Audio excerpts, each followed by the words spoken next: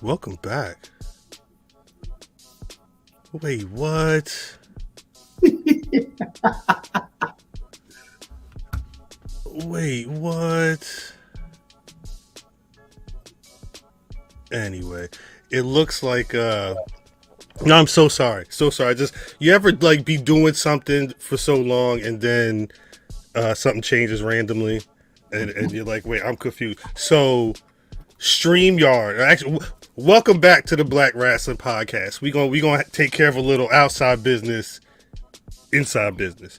I just went live, brother fam, and it went to the 2 to 3, and the Yami said you can't go live on Twitter anymore because Twitter requires a premium account. Oh, I think. This is breaking news to me anyway. I guess it sounds like you may need the blue check to go live on Twitter from the StreamYard. All right, well, just when y'all see us with the blue check, just understand it ain't for clout.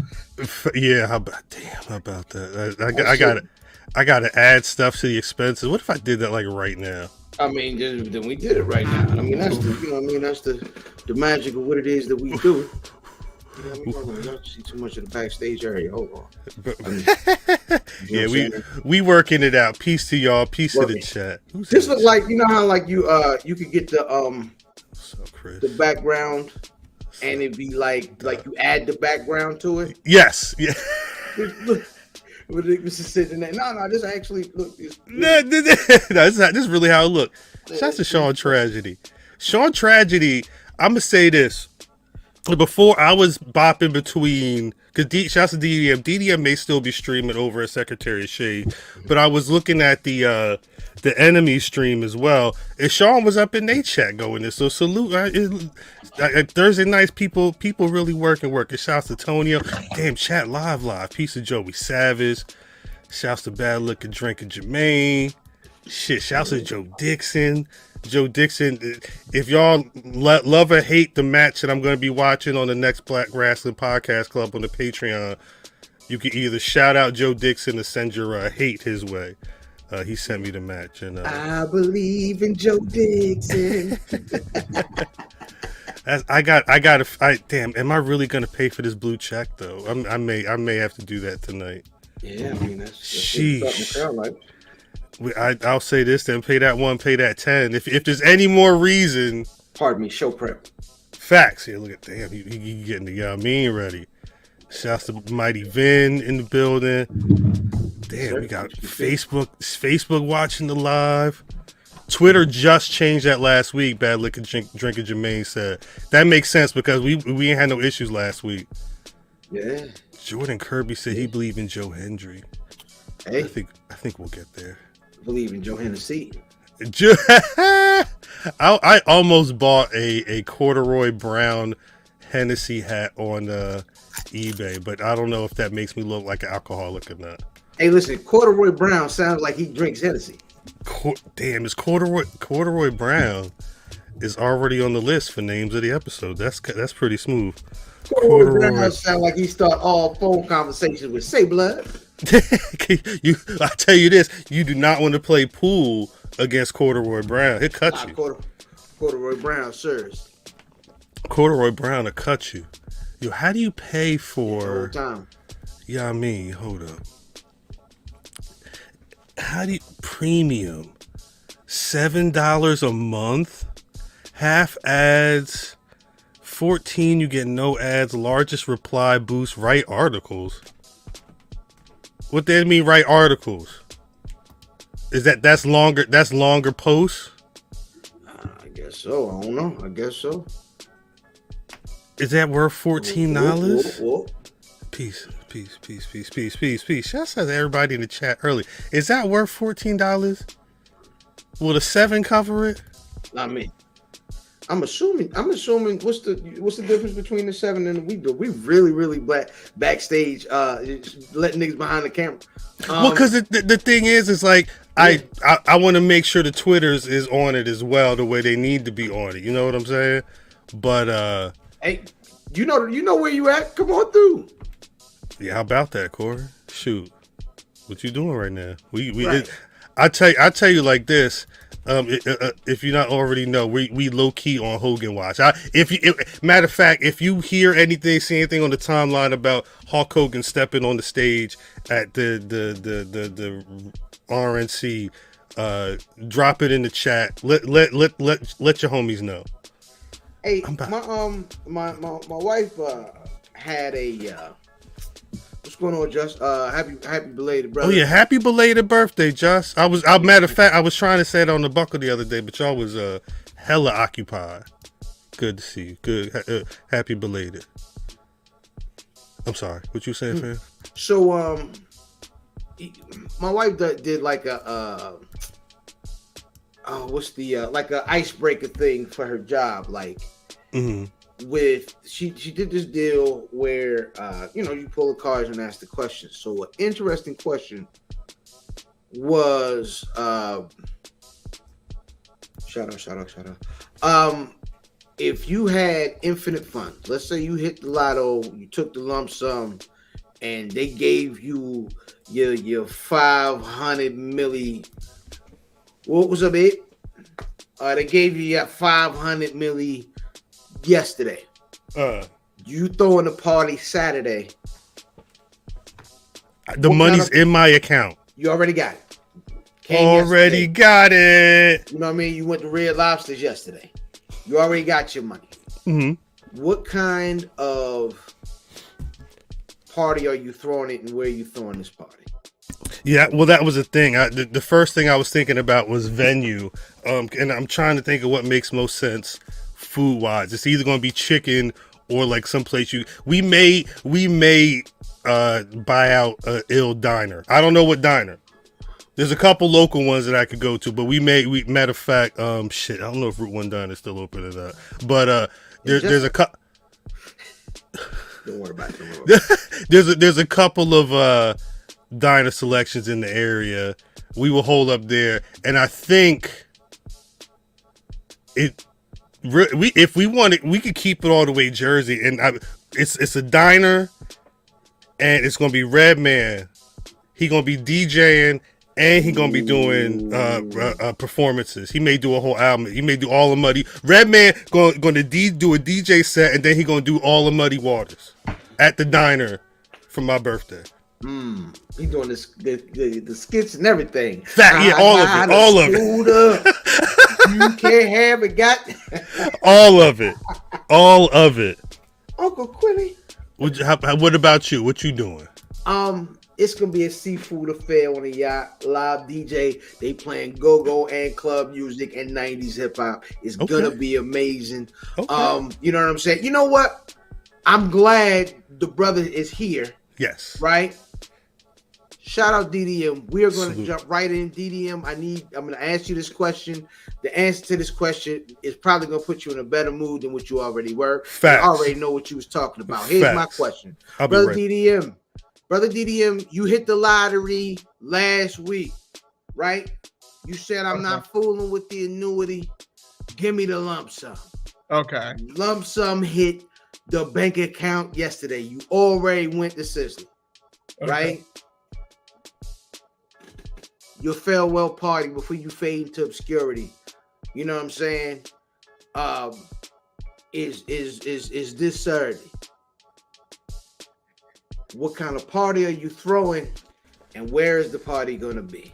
Oh my God! First of all, do I sound clear? Yes. Okay, good. Because ECAM Live was trying me on Secretary of Shade, so I'm glad I sound clear for y'all. If I have the part, it's no static enough, and I'm good. No, you straight. Okay, you perfect. Okay. If I'm doing the party, okay, so it got to be in the United States because I'm not paying for everybody to come with me. Okay, so I'll do a bus service to Well, no. If I'm a millionaire, I got the lump sum. I'll fly people out. I'll fly you out. Not across, not out of the country, but I'll fly you out. And because I just left there, I'm flying us out to Vegas. Okay, I'm flying us out to Vegas, first class. We staying at the Aria.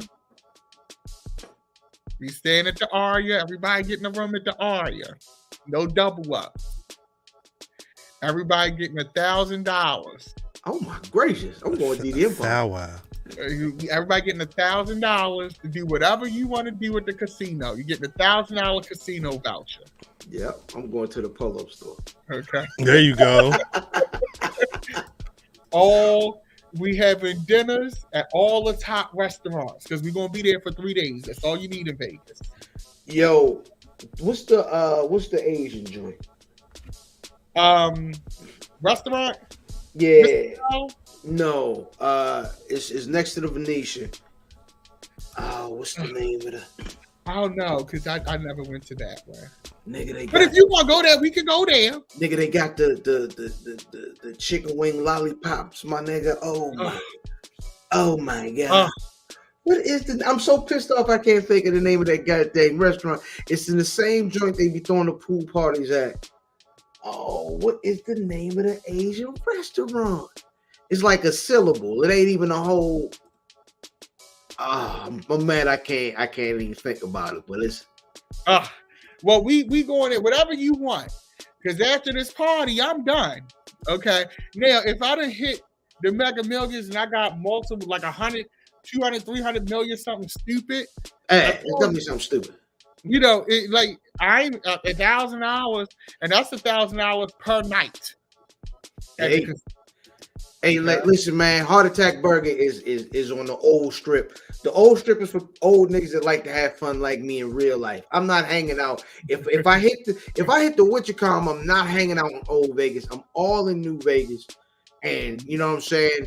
I'm going crazy. I'm turning the volcano back on out front of the Mirage for one night. You know what I'm saying? Okay, they was giving away money at the Mirage too. You know they cut it off yesterday. Yeah, it's closed because they gonna replace it with a great big guitar. Yeah, it was closed. But I mean, if I have the party, no expenses paid, all expenses paid rather. You flying it out. We ain't doing Southwest. I'm gonna go ahead and put you in first class in Delta. Okay. At least I can do. You know, transportation from the airport to the hotel. Okay. Beautiful thing about Vegas is they got those monorails that go from hotel to hotel. You can walk through the casinos and everything. So yeah, I definitely will take us to Vegas. Champagne on me, all of Vive Clico you can drink, all the Hennessy you can drink, all of the cognac you can drink. I mean, I'm gonna have a good time. My family is originally from the South, so we all the Crown Royal, You can have every flavor Crown you want. Okay, purple bag and purple bag, all of it. We'll do a purple bag cake just for you. You know how much I got enough purple bags right back there that you can just do a whole purple bag. I want a purple bag shirt. I could make a whole set out of purple bags right now. I promise you I could. I saw a video on Instagram. These two ladies were talking about how they the one lady said her grandma used to make the Crown Royal bags in her drawers when she was a kid. Nigga, I cried when I see Shorty talk about that, man. She thought she meant for her, like she thought the grandma was doing it herself for her. What the I'm really gotta do all this damn ID shit for this damn the shit I do on the pod for y'all. Yeah, man, we gotta do what we gotta do at this point, man. So yeah, I was telling Cal, man, I'm gonna do a party. I could probably throw this party right now, but I would just throw it with like, you know how when you throw a party as a regular nigga, well maybe you don't, DDM. I don't know. I didn't heard you talk before. As a regular nigga, you make those decisions like, all right, man, how can I cut this corner? How can I, not necessarily, break the bank with this party? I would throw a goddamn party on that goddamn Bay lady. Okay. It's gonna be music on two sides of the Bay lady. One side, the east side, is gonna be who's the illest DJ Rod Mad Flavor on the 1 and 2s. You know what I'm saying? That's because that's family. Okay. You know what I mean? And then on the other end, we're gonna have Backyard Band. You know what I'm saying? Okay. So you know what I mean? You get 100%. So you're gonna have it's gonna be you're gonna have the go-go, you know what I mean, for an ass, so then you have a regular DJ break it all the way at the other side, man. It's gonna be a live ordeal. It's gonna be all seafood. I will season the chicken beforehand. They can fry it, I'll season it. Oh, you know what I'm saying? Because I ain't fooling with no street chicken out there. You know what I mean? That regular, you know what I mean? The regular chicken. You coming to my party, you getting famous. I'm sorry, hip hop chicken. So you know what I mean? Crabs, like crab, because Mimi gonna eat herself. Mimi's gonna eat a couple bushels. It's gonna be seafood. All your seafood. Okay. You know what I mean? Just loves a crab, honey. You can get you a bushel of crabs. You can have one of them goddamn crab cakes from Coco's. You know what I mean? You can get right. Right. Is Hulk Hogan on? I'm sorry, fam. Actually, no. Shouts out to Corey. Corey sent a message to the Black Rasslin Twitters. I guess it was about an hour ago. He was at the RNC. He commented. I don't know. I'm assuming he's going to, because he's supposed to be speaking before Trump speaks, right?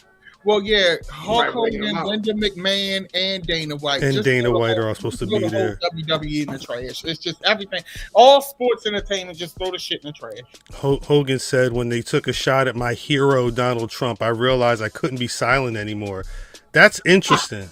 It's not. I mean, that's part of the cause. Well, first of all, you already know.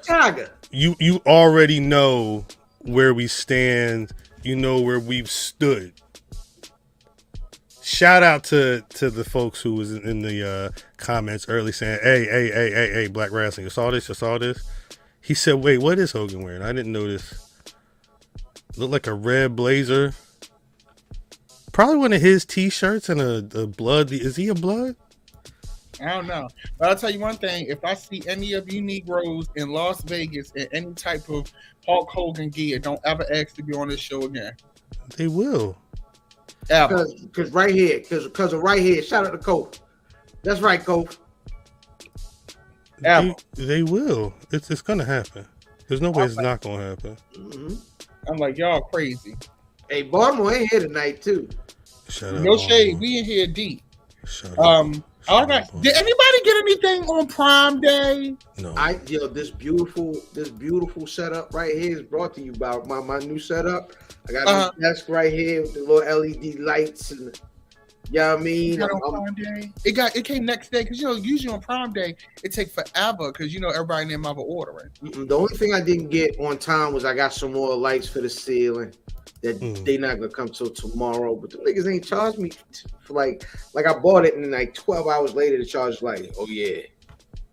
Oh, they always do that. I got some Beats, so the Beats headphones, the Bluetooth studio joint, half off. So these things is typically like $3 $169. Nice. Yeah, and I bought it on Sezzle because I'm sensible. Hey. I did my installments, bitch. Yes. I'm not gonna pay full price if I don't have to. Wait, it's called Sezzle? Oh yeah, Sezzle and Klarna. I heard of Klarna, and I feel like there's another one, but I never heard of Sezzle is for people of a certain taste level. Oh. Okay. Elevated. Klarna is for me. Yeah. No, it's facts though. It's facts. Klarna.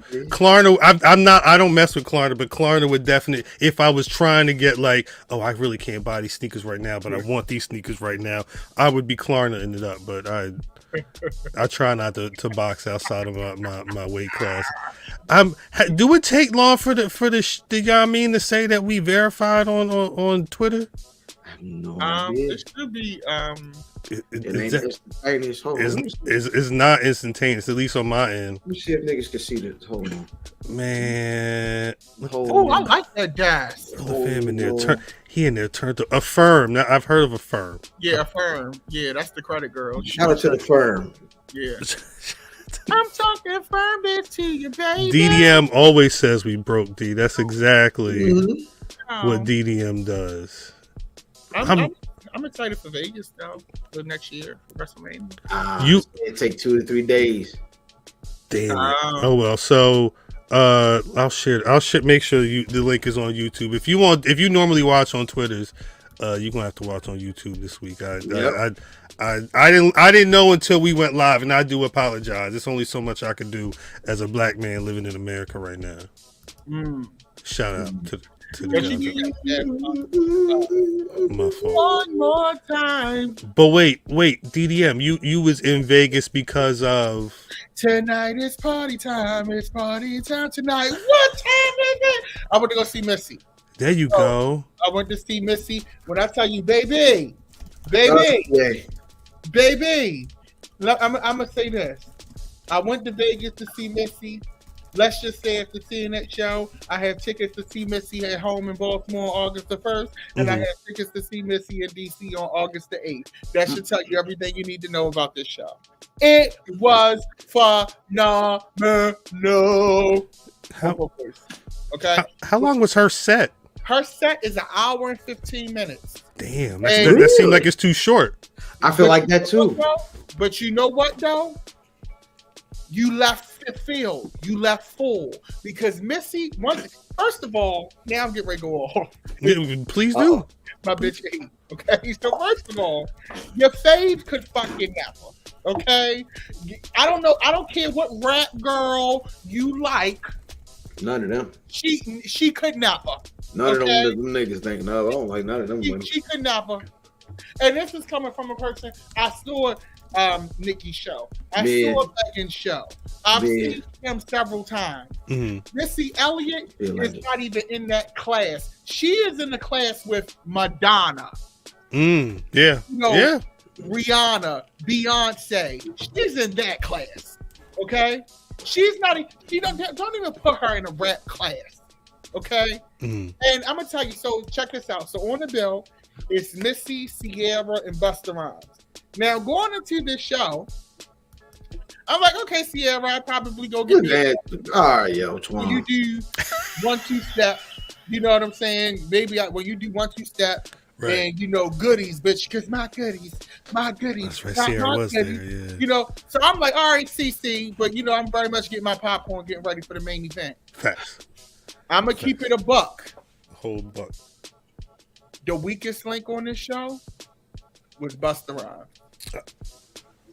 It's because that's Ozempic Busta, yo. I don't know if Ozempic Busta counts. And I hate to say this as a rapper. Right. I hate saying that. But he was the weakest link. Busta is used to doing shows with rap artists. Right. Where they don't do long sets. And going to see him live on this show, I understand now why he got the reception at Essence Fest that he got. Ooh, really? I understand. Really? Because see, here's the thing. And I'm going to go through this. I ain't going to take too much time because I know we got a show to do. Well, we'll get there, but it's fine. Let's talk this stuff. Everybody else can talk wrestling to death. Keep going. Facts. Let's talk. Well, because we've already had a Busta Rhymes conversation recently. Oh, that don't look like regular Busta. Was him and Spliff dressed alike? Maybe. Yeah. Here's the thing. Okay, so fam, I'm glad you brought that up. Busta looked amazing. Okay. Like the outfits, it was giving Afrofuturism. June Ambrose did her thing on everybody's wardrobe. The fits was fitting. They looked amazing. But the problem with Busta's set, it was just him and Split Star. You want a stage that big, you should have had at least 2 dancers. And I'm not saying that you gotta have that, but when you're in an audience, when you're in a venue like that, and you only got digital backdrop, that's not enough for the mass. So eventually you start to see people start to tune out. Okay? Because Busta stuff is also very wordy, which we know, and we love Busta for that.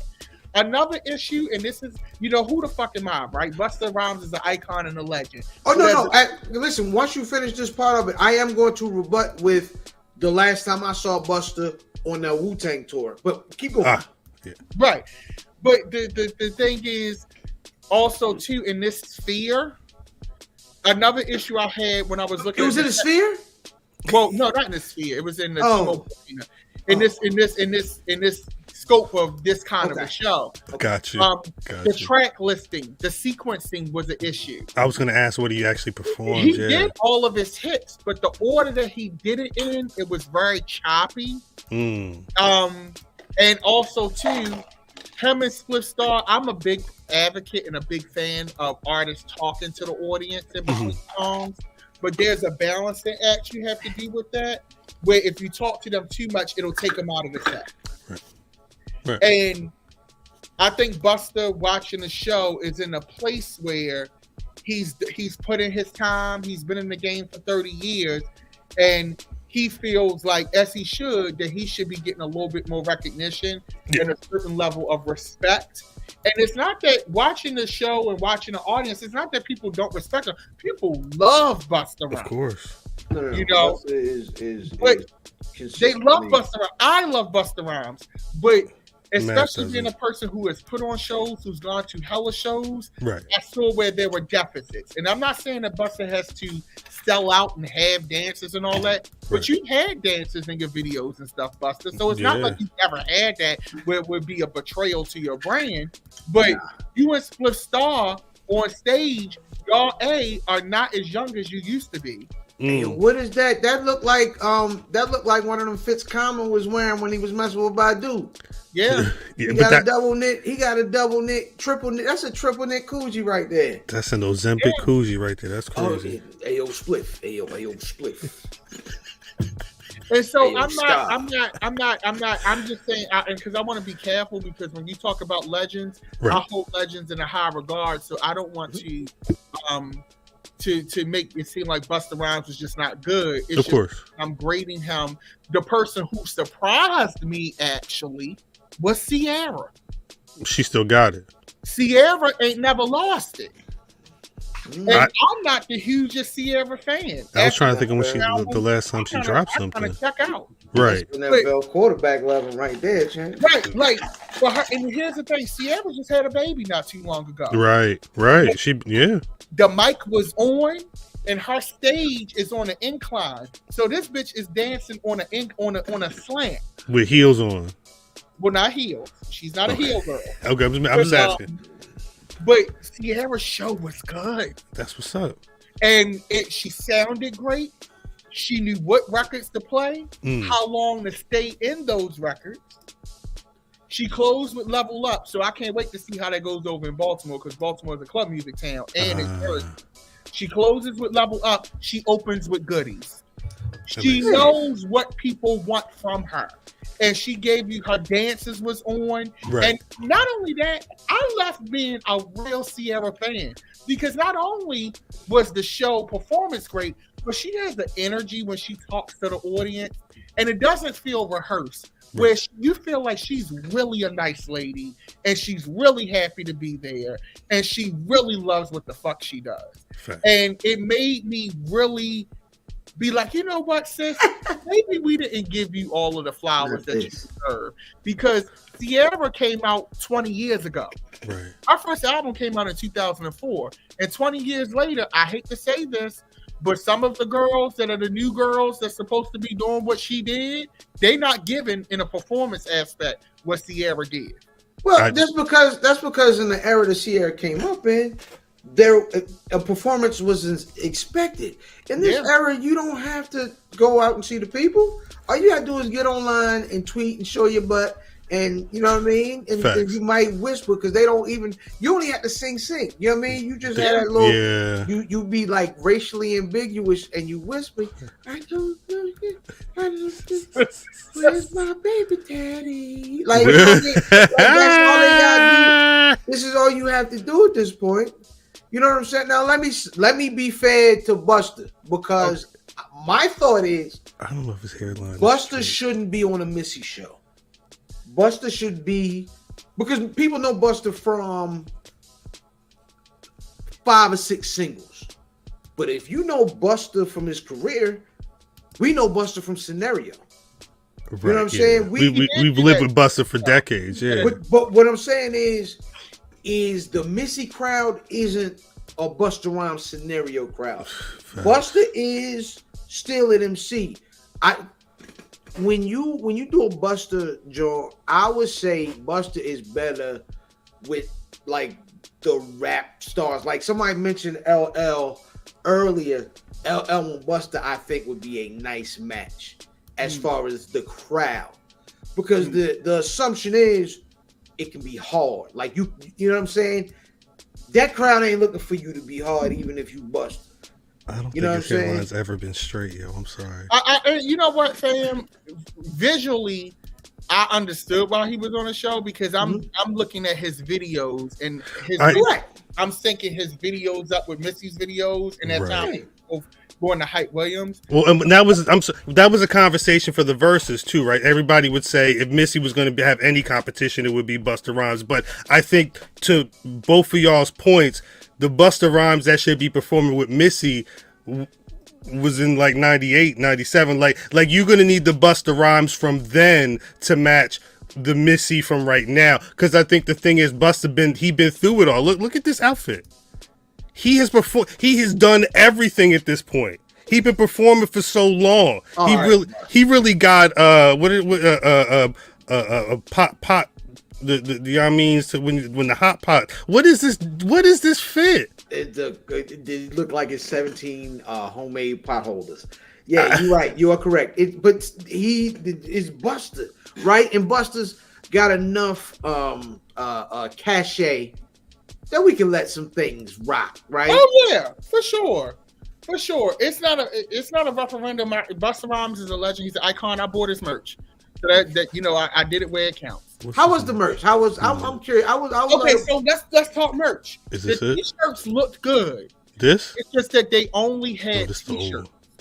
So it's nothing else. This is bootleg? Yeah, I think that's bootleg. That's not the real one.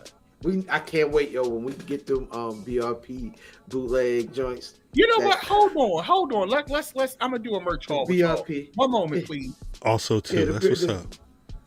Yeah. We need some bootleg. We need the bootleg of the bootleg. Yo, the bootleg merch will be fire. You know what I'm saying? It just be, hey yo, spliff. You got I want to talk for you for a second, nigga. Listen real fast, yeah. Busta Rhymes, true indeed. No, Sierra, I hear you, but this fit is ass. Yeah, it is. They sold pot holders on a regular shirt and pants. Yes. Yeah, he's tripping. Come on, he's tripping. I don't care who made it, and cause that's why is it niggas come with that energy when they wear some bull crap, right? You ain't up on this. I was like, hold on. This costs $3,000. Well, this is a Nakamichi, man. Yeah, this that Nakamichi. You can't. This ain't even out yet. You know what I'm saying? What you want me to do with this? Listen, you go over there with that. Listen, you got regular polo on. I don't care what you got. You know what's crazy? I don't know anybody in real life who. I'm sorry, Didi. I'm one sec. I don't know anybody in real life who's ever touched or seen an Ozempic. But the fact that Busta Rhymes, anytime anybody weight go up or down, at this point it's immediately Ozempic. Yeah. They said Ice Spice was Ozempic, and I believe it. Yeah. I don't know if that's what it is, but I mean, it's like a little shot. You like. It's. I didn't get approved for Ozempic. I was trying to get it. I ain't got no shame in my game, even though I'm coming down naturally. But I was trying to. Gartrell is amazing. Crochet Gartrell is amazing. Crochet Gartrell is going to be on the list with Corduroy Brown. Outstanding. Shout out to anybody who's been on the pod so far since we was at the Corduroy Brown. Yeah, can I make a true recommendation? Oh wow! Stop putting your t-shirts on hangers, man. Yeah. Oh, okay, all right then. It's murder on the neck of them shirts. Murder on the neck. Murder. I pulled them up, but I was trying to treat these special for the display. Yeah, but you kill them. You murder on the neck. Murder them. That's the Busta Rhymes shirt. He ain't look like that since '98. Primo. That's hard. That's hard. Busta's got a dope logo, and they got a black version of it as well. Oh, I like that. And they got the tour dates. See, that's what we need, the tour dates. Yeah, I like the tour dates. What cities we gonna have on there, yo? That's a great question. What cities? Sure. What is going on here? Well, I'll be goddamn. And that's got the tour dates on it. I like that. Math, that's what we need. Nah, I should better than that. We need tour dates. Yeah. I need like in the Michael Jackson. We all look like Michael Jackson. Can you feel it? Can you feel it? I don't know what the dates is going to be, but we need some tour. We. But yeah. So the merch looked nice, but they only had t-shirts. Now to the main show, Misdemeanor. I don't know what the fuck going on. So somebody, he's telling us about the Misdemeanor show. He was in Vegas. Like Missy's show. First of all, that shit felt like a hip hop Marvel movie. Oh, word. That's the best way I can describe it. I heard about what you about to talk about, but yeah, keep going. Like she has a post-credit scene at the end of the show. Oh, what? That's what I heard. A post-credit it's like some Robert Townsend shit. Yeah, like the show go off and all of a sudden you go, but then the screen come back on. That's crazy. It's a post-credit scene. When I tell you this woman belongs in the same category of a David Bowie, a Grace Jones, she is hip hop. To me, hip hop's Michael Jackson when it comes to performance and transporting you to a different place. Word. When the show opens, it opens like you in a flight simulator going to outer space. And she has all of the faces from different eras. So she got her face from Saki to Me when she was in the Mega Man outfit. Mm-hmm. She got her face from She's a Bitch. She got her face from Work It. And she got her face from Get Your Freak On. And all of the faces start talking to the crowd like, prepare for XYZ. The show is 1 hour and 15 minutes. Make sure, she's prepping you. And then it goes dark. And a spaceship comes out. What? And lands, and it's lasers that shoot from the audience. A spaceship. A laser shoot from the back of the audience, and it starts to outline the door of the spaceship, and it's got the Missy logo on the front. And then the door of the spaceship raises, and you see Missy. She in it looked like something from Speed Racer. It's all Swarovski crystalled out with the helmet and everything. What kind of crystals? Swarovski crystal. And the dancers start creeping up out of the spaceship, right? And she opens with her new records, throw it back, cool off, but you don't care because she's smart in the sequencing because you so enamored by what you seeing that you don't even care that she didn't even do the hit yet. Then this bitch goes into Sock It To Me. It's several key moments of the show. Hold on, Tony Schiavone. Yeah. Schiavone was wilding. That was crazy. For Sock It To Me, the screen goes black. And you know how in the Sock It To Me video she had on the Mega Man outfit? Mm-hmm. It's 3D, augmented 3D, so it looks like she's in space flying towards the crowd. Oh, shit. And the Mega Man she in the Mega Man outfit starts to fly through space, and she goes into, how in Star Wars when they go into hyperspeed, she starts to go to hyperspeed, so they have it timed. So when they be like, dun, dun, dun, dun, dun, dun, dun. Mm-hmm. And then when she like, do it, and then she start to go fast, and then she stop, and there's asteroids all around, and she be floating around, and the heads start talking to you. This shit sound like drugs, yo. Did you go in there high? Yeah, no, you don't need to be. It's so. No, I'm asking you. Were you? Oh no! What? I was ready to say, did this really happen? What niggas know about that? Did this really happen? I didn't even drink. Okay. When she does, she's a bitch. Okay. She has this. Okay, Tony Schiavone. He really is. She has this black outfit, and the outfit has this long train that the wind machine blows up, and the stage is black, and the train starts. It is a spectacle. When she does Work It, it's a big face on the screen, and the eyes move in the face, and she actually walks through the crowd. And doing Work It. So she actually comes through with the dancers in the crowd. Mm-hmm. But she did another key moment was when she did The Rain. So she actually has how in the video feels like Lauren. She has the hill, and it's the instant like I'm singing in the rain, and it's a man that comes out and tap dances, and she has a narrator that comes in between the Humphrey Bogart. Like what? This lady. This woman is from another dimension. And you know what's so crazy? And I said this on social media. If you wrote on paper describing the type of artist that Missy Elliott is, a record exec today would never sign her. If you said a plus size black woman, is she still? She ain't plus size no more. Well, she not no more, but from the jump. Oh, you saying when Missy was missing? Yeah. Right, you know what I'm saying? Yeah. If you had to put on paper a plus size black woman in outer space doing these kind of records, they would never. And I'm telling you what I know, they would never sign that kind of artist. Right. Yes, I'll say this though, is she wouldn't need to get signed because in this era, if she put that on SoundCloud, they gonna come knocking. Oh yeah, they gonna come knocking, and you can write songs for other people too. And you know what's so crazy? You know what's so crazy? I went to Nicki's show. I walked out halfway through. I went to Megan's show. I walked out halfway through. And I paid double the price for tickets. I paid I paid like $180 for great seats, and I got more for less than I did at all of the New Girl shows. Hold on, Dad. And that lady is 53 years old. Dad, how much did you put on Black? What you mean? 0. I asked you, could you put some money on Black for me? Oh no, y'all always tell me that shit like when I'm leaving or when it's like too late. Yeah, it's too late. It was the day you got there. It's too late.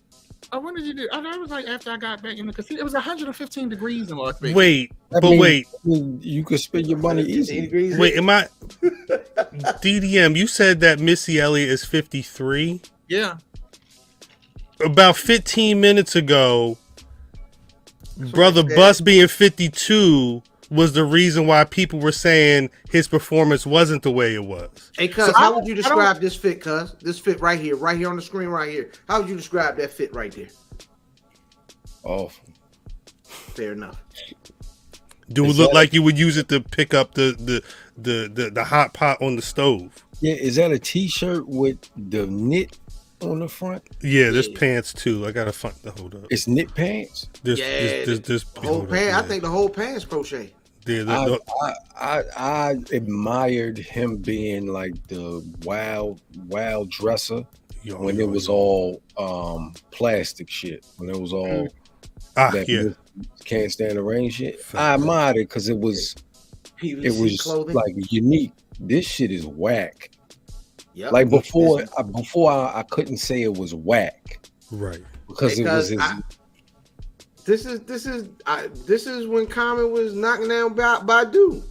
Nah, because he had like tweed pants on. It was he had a whole outfit of this too. The crochet. Busta Rhymes wearing it. Nah, that's whack. Rhymes is whack, but it ain't whack because this is whack. I don't know what context I could look at this outfit and be like, I rock with the shirt or the pants. Busta Rhymes looked like he drive a cab. Oh my god! Hey, can I speak to Miss Paul Mary? Paul Mary. Paul Mary. Can I get Paul Mary? Wait, speaking of things that are whack. Paul Mary. Shouts out to Antoine. He hit Black Rasslin on the Twitter with the latest in the Hogan watch. Apparently, Hulk Hogan did a whole 40-second video where he was dancing in a tutu to Lady Gaga's "Born This Way," saying that everybody needs to unite. He wants to make sure that everybody's united. Nigga, please. That's you trying to make fun of a certain demographic, and that's where I really get offended. You're not trying to unite anybody, sir. You're trying to make fun of children who have worked very hard to be who they want to be and who they are without shame. So cut the shit. I feel you. Facts. You know what I mean. Well, you know Hulk Hogan identifies as a man with hair. A liar. An actual liar. And that really happened. That's not like a joke. Like, no, really, I don't know if I hold up. I don't know if I can show the whole. I believe you, Sam. I'm not supposed. I don't know. I don't know. But hold up one sec. It's very on brand. It's super on brand. This is from. Oh my god. I don't know if he did like a Fucking asshole. I don't know if he did more than this, like, because this is like a 46-second clip. He could have done this as like his pre-recorded thing, and then Dana White before Trump, or I don't know. This is all I saw. Antoine shared this. The MAGA powers explode is great. That's crazy. Yeah, that's good. It's good. Yeah. Jesus Christ. Anyway, no, we don't. Does he also identifies as a real man? I don't know how that works. I genuinely don't know how that works for him. Anyway, I think the situation is anybody that's over there needs something at some point. Yeah, I just I know this thing. I just got finished on SOS, and we recapped the last 3 nights of the convention and Amber Rose and all that stuff. And it's I would say this. Everybody has a choice.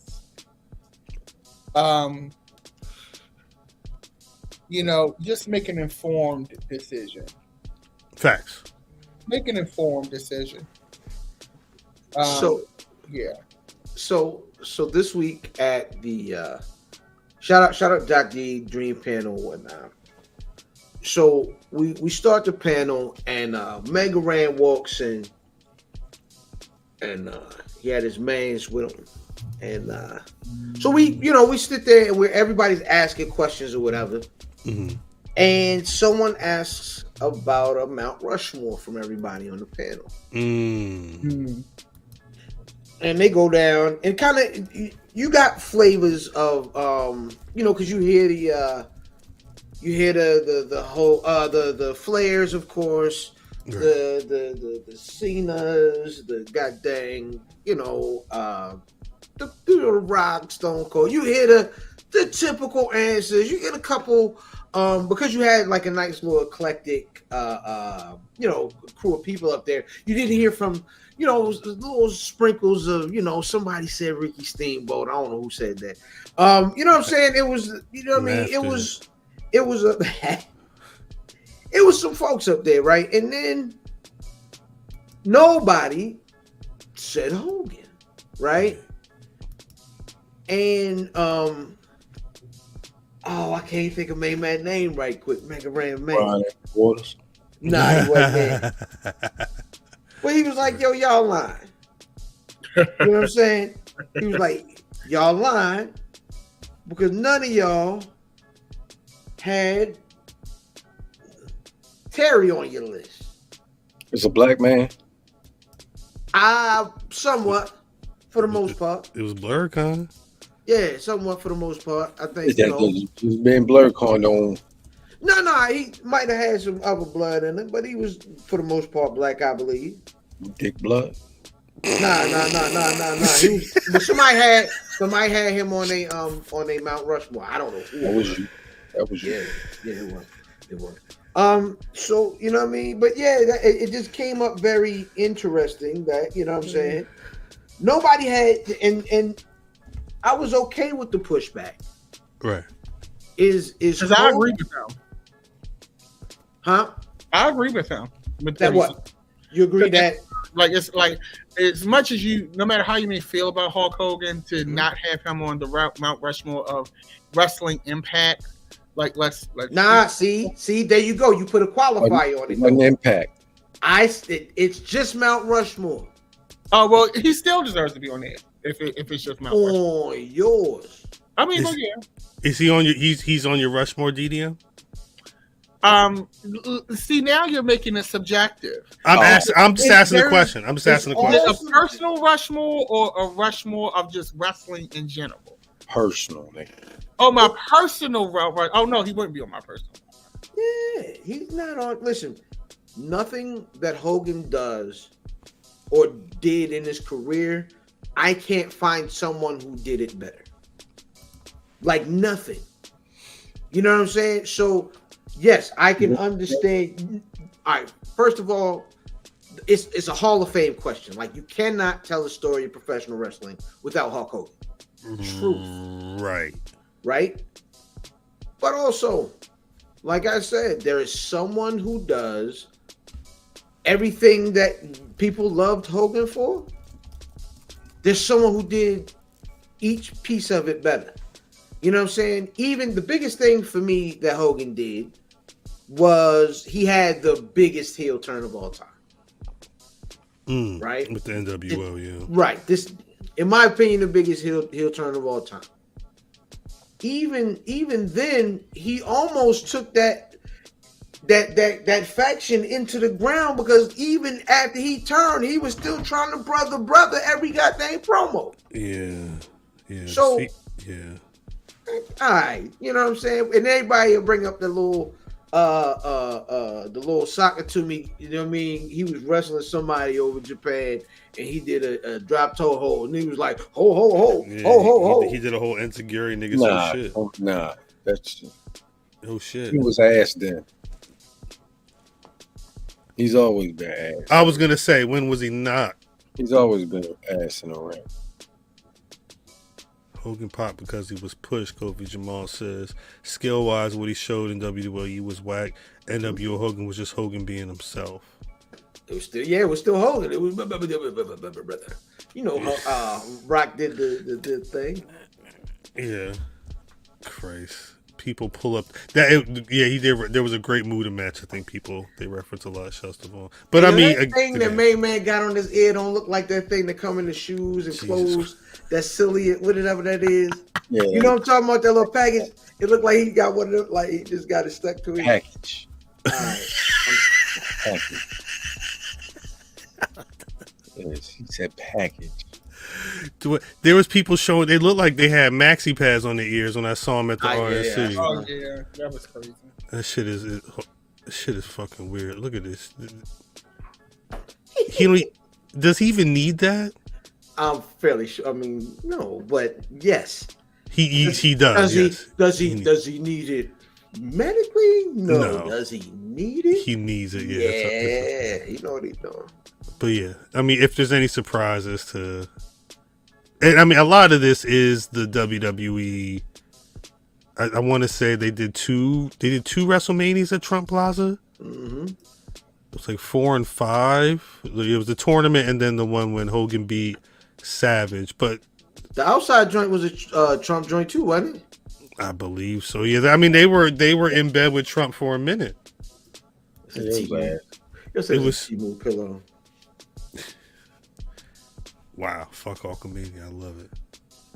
Racism running wild since 84. Look at this shit. Yeah, shout out Littlefoot. I don't know. That's funny. That's very funny if y'all get the reference. That's pretty funny. Where was they at the Toga party? Where was they at with the was that 9? 11? That I believe. Oh, Caesars. It was Caesars. Okay. Yeah, I believe that was 9. Yeah. That was JR's debut. I was like, what are he doing on this show? That's when you knew kayfabe was. And I was like, oh, he moved. It broke everything down. But wait, somebody said that Hogan was up next, so he hasn't even. He's still gonna speak. There you go. He on now. I took that stinking giant and I said, "Oh man, giant, did you take a shower? Because you really smell like a nigger today." That's not what he's saying on TV. Yo. I thought that's what he said. He said, Yo, start this shit. I took the stinking giant. I told him. God dang. Someone tweeted Hulk Hogan just called real Donald Trump my hero and that gladiator. Yeah, so he's just basically out there putting him over crazy. It's a whole promo he's cutting. Jesus Christ. Why is his wife all the way back there? Hogan picked up the American. He was swinging the American flag. Yo, it's a wrap. What's going to happen at the DNC? What pro wrestler going to come out and do this? Hey, now can I be a little bit spicy? Can I be a little spicy here? If you want, go ahead. Hogan isn't the. He's basically cutting a promo. He's cutting a promo. Right, this is a promo. I'm watching. It's a promo. What are the shoes he got on? Hogan ain't probably some threes. Hogan ain't the first wrestler we've seen at all. Oh no, yeah. I mean, what's the name? Nick Nemeth has been. No. Rock was at the national the RNC before. Well, that's the other thing. I was looking at photos of Trump. I don't know what those are. I don't know what those Nikes. They were just Hogan has on. They were big, bright and red. I don't know what they are. Had the big Nike check on. He play professional softball. I was looking through photos of Trump in WWE, and there was he got a whole Hulk Hogan T-shirt on. This is ridiculous. Real American. Yeah, this shit is fucking nonsense. Of course, Kane is there tonight. He's an actual Republican as well. Mm-hmm. When you look at the history of the leg drop fours is funny. When you look at he's gonna rip the shirt off. He's about to rip. Jesus Christ! Yeah, it's pre-cut. Of course, it's gimmicked. Come on. Oh, he's got a. What you gonna do? Oh, when you lose he's doing the rip. thing. Yeah, he's doing the thing. Do the thing, Hogan. Meanwhile, this motherfucker is ripping the shirt off. Like, you're a couple seconds behind. Jake Roberts watching the TV at home. They don't even know what's up there. They don't even know what it is. Sorry. I've not used that clip in a while. Nigga don't know what I said. Wait, what was that? What was that quote? I am Trump's America. Fight for the rights of just one man. I am Trump's America. Fight for what's white. Fight for no lie. I'm sorry.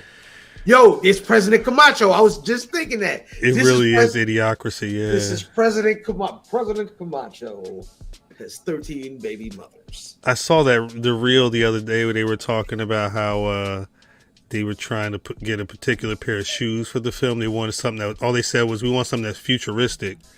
And they gave him Crocs. If you look at that film, like the homeboys rocking Crocs throughout that entire film, like actual Crocs. Because they were they were like a company that was starting, and they gave the fans. Yeah, I think I saw that too. Yeah, that it randomly popped up this way. I guess because of Christ, this shit. They really. Do I say rest in peace to the dude that tried to kill the president? No. He really. My only question: do you think he thought that he killed the president? Because he licked off some shots and the president went down, but then it was return fire and he was out. But I wonder, like, his last thoughts had to have been, I got him. I got him. He had a peaceful death, huh? In his mind. In his mind. That's what they be trying to complete their missions. That nigga had a list. They say he had the DNC mapped out. And I did hear something about that. Yeah, man, listen, this nigga, boy, like, if it's real, if it ain't a work, because that's been the conversation. Fact. If it ain't a work, then this nigga was. Did it for the Rock is crazy. It's crazy. Yeah, I don't know. Yeah, if it ain't a work, man, this nigga is ridiculous, and he's a hoe. Like, and it is a work. If it is a work, this nigga's ridiculous, and he's a hoe. So it is what it is. It did. Vaughn said. Vince said, "Donald, look at the heart." He said, "Fight." Well, all right. So he said, "Fight, fight, fight," and now they got "Fight, fight, fight" sneakers on the way. Like, they're very good at capitalizing on stuff, but it's good to the point where it's like, is there a script? Or are you? I don't. It's not. I don't believe it is, but it's crazy to think of how quickly that mind is. Let's make sure I got the pose because these cameras are out here. Get the pose and put the shit on the side of this crusty ass sneaker. Jesus, I know WWE booking when I see it. Peep says. I mean, if Hogan hadn't had this much time on TV in years, like he out there campaigning. He getting ready for Fanatics Fest. He ready to run too? Nah, he know that he got some speaking engagements coming up. I don't know what he's doing at Fanatics Fest, but he gonna be there. He got to shake hands and kiss babies at some point. It's nasty work. It is the nastiest work. It actually is. You know what the fuck we. When is the DNC? Run DNC. When is Run DNC? DNC 2024. DDM would know. DDM is long. August 19th to the 20th, so a month from now. Yeah, that's the DNC. I'm trying to actually go to that, but usually the way that the DNC works is you've got to be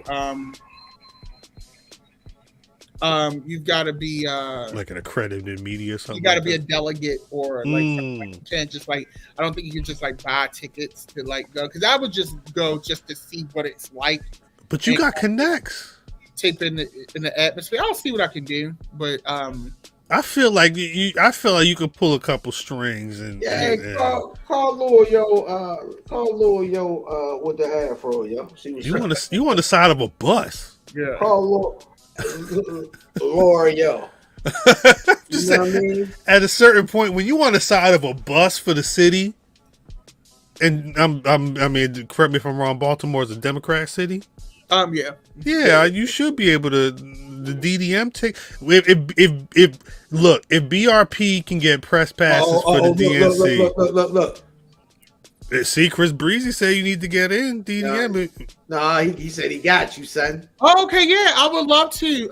Chris, if DM me on Instagram at DapperDamitis. And please, if you could do that, that would be great. Because I would love to just feel I would love to just feel I would love to just see what it is. So Chris, if you can reach out to me, that would be spectacular. Word. All right. Look at us making connections. That's how Black Rasslin works. Shouts out to the squad in the chat. I feel like we should probably get this show on a road because there's a lot of pro wrestling. I can only imagine how much more that bald head motherfucker gonna be doing. So let me turn off this Anakin Invader amazingness and hit the intro. Where the intro at? There we go. Greetings, wrestling fans, and welcome to another action-packed card of All-Star Wrestling.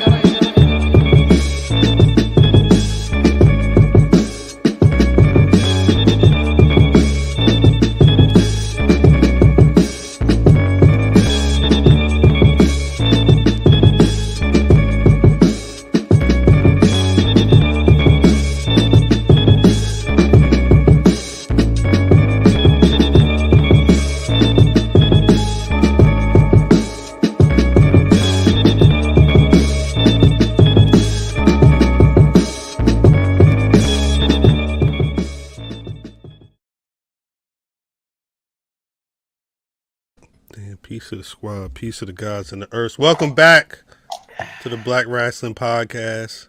If you're rocking with us for an hour and 3 minutes or so, you already know God is clearly still working on us. As always, it's your boy Cal, your current reigning, defending, disputed BRP Predictions champion, but you could just call me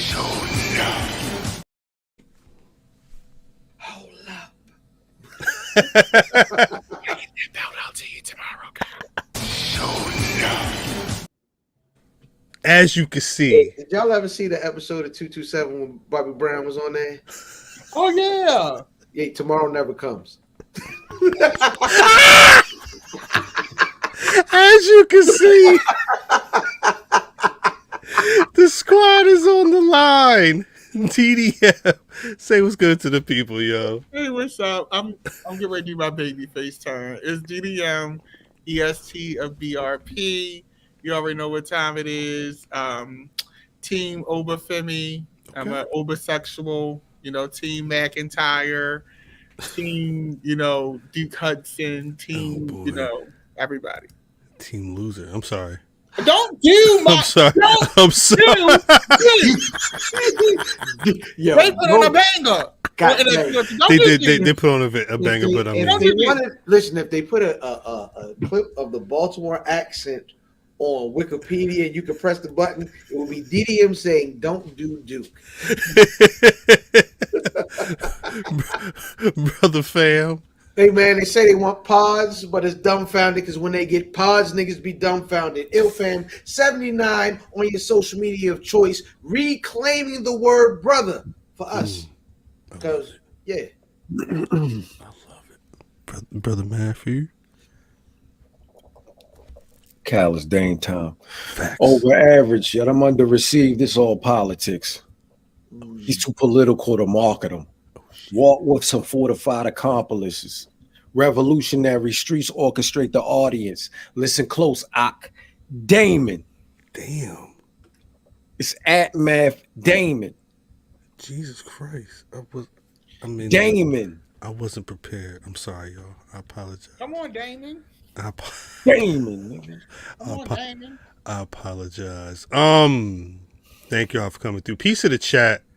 Always appreciate y'all rocking with us. Another Thursday. You know what time it is. Want to get through a couple of things before we get to a couple of things. It was an interesting weekend in the world of pro wrestling. I think first off, we talked about this last week and it happened. Stephanie Vaquer made her WWE debut down in Mexico City.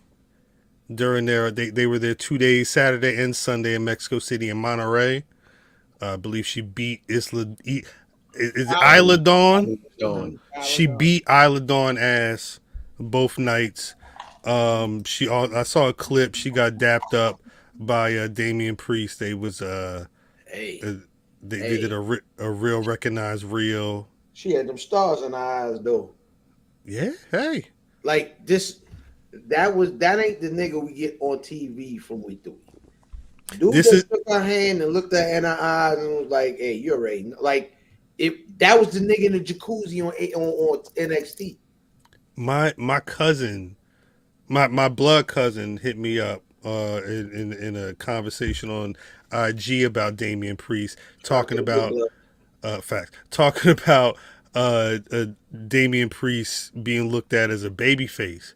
The conversation of a babyface Damian Priest, that was this interaction right here. I think that's where you see that type of talk. But it was I could see it seemed like they really rocking with her. She got a great welcome in her in Mexico City where she was doing a lot of work down there. She's from Chile, but she'd been down to CMLL for a minute. I don't know. Yeah. They was turning the screws. Yeah, I don't know when her debut didn't they mention her on the show? We'll get to it because I do want to mention as well that the same weekend that happened, Io Sky and Julia both competed. I believe they both lost their matches at Marigold Summer Destiny in Japan. It was also the same weekend that AJ Styles competed at a Noah event and he won. Yeah. That AJ Styles match was great. I gotta catch. I really need to watch all them. It was a really good match. Shout out Bodymore. Facts always. Peace of Zels. But no, yeah. So Roxanne Perez on NXT made a comment about EO1. My fault. I apologize. I don't want to disrespect her. Roxanne was on NXT's talking about, I hear y'all mentioning Stephanie, y'all mentioning Julia, you mentioned these women outside of NXT. And as like DDM would say, y'all need to put some respect on the women in NXT. But I feel like, I mean, correct me if I'm wrong, but the Jordan Graces, the Lola Vices, it feels like for a bit, Roxanne Perez has been positioned with women that have been not the dominant focus on the rest of the NXT roster. So I feel like it's only right that people feel like a Steph, like they've got Great American Bash coming up at the end of this month. It's a 2-night. I feel like it's fairly, we could see Roxanne and Stephanie have a match. That could be one of those nights if I'm, that could be the night that Stephanie hits American or WWE TV in America for the first time? I don't know. Off the rip, I don't got it. I'm I'm an NXT fan, and I'm all about this outside talent getting exposed to coming in, but I just feel like I have concerns about the talent that's there In NXT, you're saying? Yeah, in NXT. Because my thing was in Stephanie Vaquer, I've only seen one match of hers, to be fair, and that was the match with Mercedes. Right. The second one. I don't I feel like if she didn't wrestle Mercedes, would we care? Like I've never heard of this lady. But who's the talent that you're worried about? I'm just, my thing is you have that women's division in NXT. There's a lot of girls. You have Jada Parker, you have Sol Ruka, you have Lash, you have the young lady Thea Hale from Chase U is actually really good and solid on the mic and getting better. No, she's good. You have a lot of good talent on there, and I just don't want them. Like, I get concerned sometimes because I look at Kiana James, and Kiana James got sent to the main roster, and nothing's happening with her. Yeah, damn, I haven't seen her on TV in a minute. Now I think about it. It's been some months since she was on the television. I think she had like one match, and she had like maybe an appearance or two, but I think and granted, the talent has to make the way for themselves. But hey, Saul. If Pepper was here, Pepper would be that. That's her main thing. You got to kind of make your own lane, which I agree. But there are a lot of women down there. It's a lot of talent down there. I think Jada Parker is pushing through. I root for her. I'm a Jada Parker fan. I'm still waiting on merch. But yeah, she needs a shirt. Lola Vice got a shirt. Jada Parker should have a shirt. Lash don't even have a shirt, and I'm annoyed by that. Lash has something. No, she don't have no merch. I'd have been bought it. But this is the thing though. I think to that credit of mentioning Lash, we were hype on Lash, and Lash was moving right around the time that the Trick stuff started moving, and we really haven't gotten a lot of Lash, at least in the last couple weeks. She had a tag match with Jakara Jackson a couple weeks ago. That's kind of it, really. Yeah. And this is what I was about to say. This is what shouts to Meal, shouts to the RNCA show. We mentioned that he said, I think new talent from different places could test and improve the girls there too. That's true.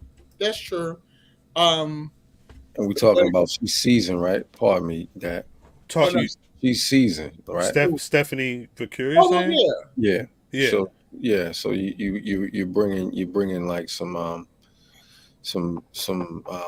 more veteran talent. I don't know if we call her a vet, but she's seasoned. You bringing more seasoned talent, that can only help.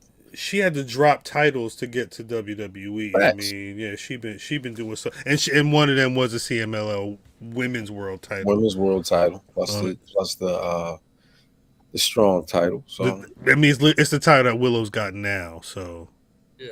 I mean, does a world exist where a weekly women's television show can happen? I'm ready for it. I will do the afters for that if they have one. I think with the talent, it's so much female talent, and not that glow bullshit. No shade to them. That shit is garbage.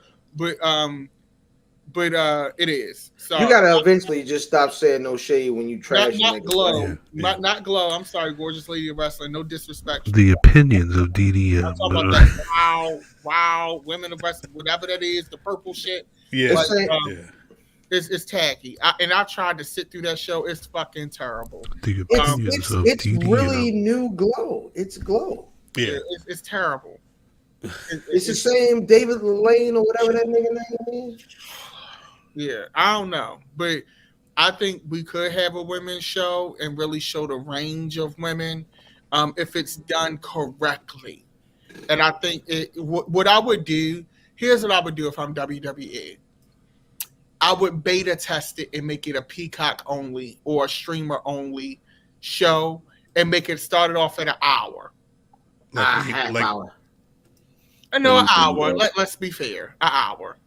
There you go. What? Because I was gonna say, wait, can you bring up that Evolution 2? Yeah, Trista said Evolution 2 should happen soon. I was gonna mention because it's been like 6 years. It should have been happening. I figured I was hoping that they were at least gonna do an annual Evolution show, but they divested from the women right after. Because that was appeasing because that was a Saudi show was like the week before, the week after, whatever it was. I think, and they weren't letting women go on that show yet. But I would at that point there was enough women where you could have said, look, we could, if you wanted to make a half-hour WWE women's wrestling only show, you could do a WWE women's main event show now. Give me 2 matches. And maybe 3 talking segments. Yeah, and, you know what I'm saying? Okay, I'll take that. But as a fan of women's wrestling and somebody who does, somebody said in the comment, women's wrestling doesn't draw. It doesn't draw to the good old boys and the men who want to sit and look at their ass all day. But for people who actually enjoy the character work and the development that females and women bring to the industry, let's face it, would Macho Man be as great without Miss Elizabeth? Would DX be as great? I mean, let's think about it. Miss Elizabeth was a whole storyline, and she played a major part. She was a catalyst for the WrestleMania 5. She wasn't jumping off no top rope, nigga. Yeah, I'll say this. I think women are just so disregarded in this industry, and it's very annoying because, like, for me, it's only been so much, and maybe because I'm speaking from a certain experience, it's just like, it's annoying. It's annoying. I think that the problem is though isn't and we'll go up whoever said that it's not that women's wrestling isn't a draw, or women aren't draws, but you got to book these people the right way. You know what I'm saying? And to be honest, if you aren't booking women that can wrestle and women that can talk together and booking that blend of that perfect combination of what people care about, then my nigga, I mean, they not doing the right thing.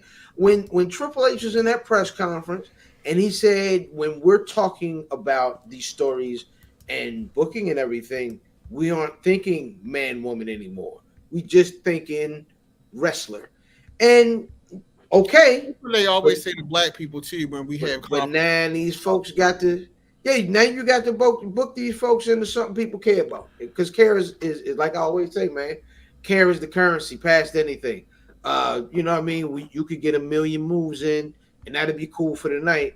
But that also doesn't draw. The draw is carrying the story and the character. And that's my point. When I watch NXT, these girls are giving good character work. I'm interested in them. I mean, look at what just happened with Toni Storm and Mariah May. That was a really good ending segment. I'm tired of hearing the excuse, oh, it's the booking. Oh, they don't draw. Oh, it's this. Oh, it's that. Like, women have had some great moments in wrestling. And the thing, this is what takes certain... I talk to my friends and, like, people outside of the typical wrestling demographic. And that's what takes people out. Because... As a person, like I come and I watch this product, and yes, I do watch the men as well, obviously, because they're most of the show. But I think that the excuse of you not being able to write women characters better is poor at this point. We're not the biggest pop star in the world is a woman. The biggest women the biggest entertainers in music right now are women. Okay, so don't tell me that you cannot write good stories about women. Just say you have men sitting in that writer's room who don't know how to write women. Say that. Yeah. But let's get off the shit about not being able to write women and their characters and all of this stuff, because Britt Baker, not a strong wrestler, but when given material, she delivers on the mic in the ring. That's the reality. You don't have to like her, but she ate Mercedes' ass up in the ring when they had their face-to-face on the mic. And that's the reality. Okay. You're going to say okay, but that's the fact. No, all I'm saying is Britt Baker isn't good. But because she could say X, Y, and Z, and get y'all. Y'all gonna salute her because she ate so and so up. If you put her in there with somebody that y'all deem worthy of speaking on the microphone, it's ass. Let me ask you. Ass. Can I ask a question? Of course. Who are the It's current? ass. That's very funny. It is Who are the top 3 female talkers in pro wrestling right now? Charlotte Flair. No. You don't think Charlotte Flair is a good talker? No. Nigga. Are you kidding me? No. Listen. The only time I cared about a Charlotte Flair promo is when she was cracking up in the ring. Outstanding. That's funny. I guess I'm guessing we're gonna say Becky Lynch, and I don't think she's good. I don't like Becky's promos either. We're gonna say Becky Lynch. First of all, I asked this question having no idea what my top 3 is. So I'm not. This wasn't like a loaded deal. I have no idea. I'm gonna say Becky Lynch. I'm gonna say because now this isn't. It's not that good that we're having this tough a time. I would definitely say Bailey. Give me Bailey. It might be Bailey first.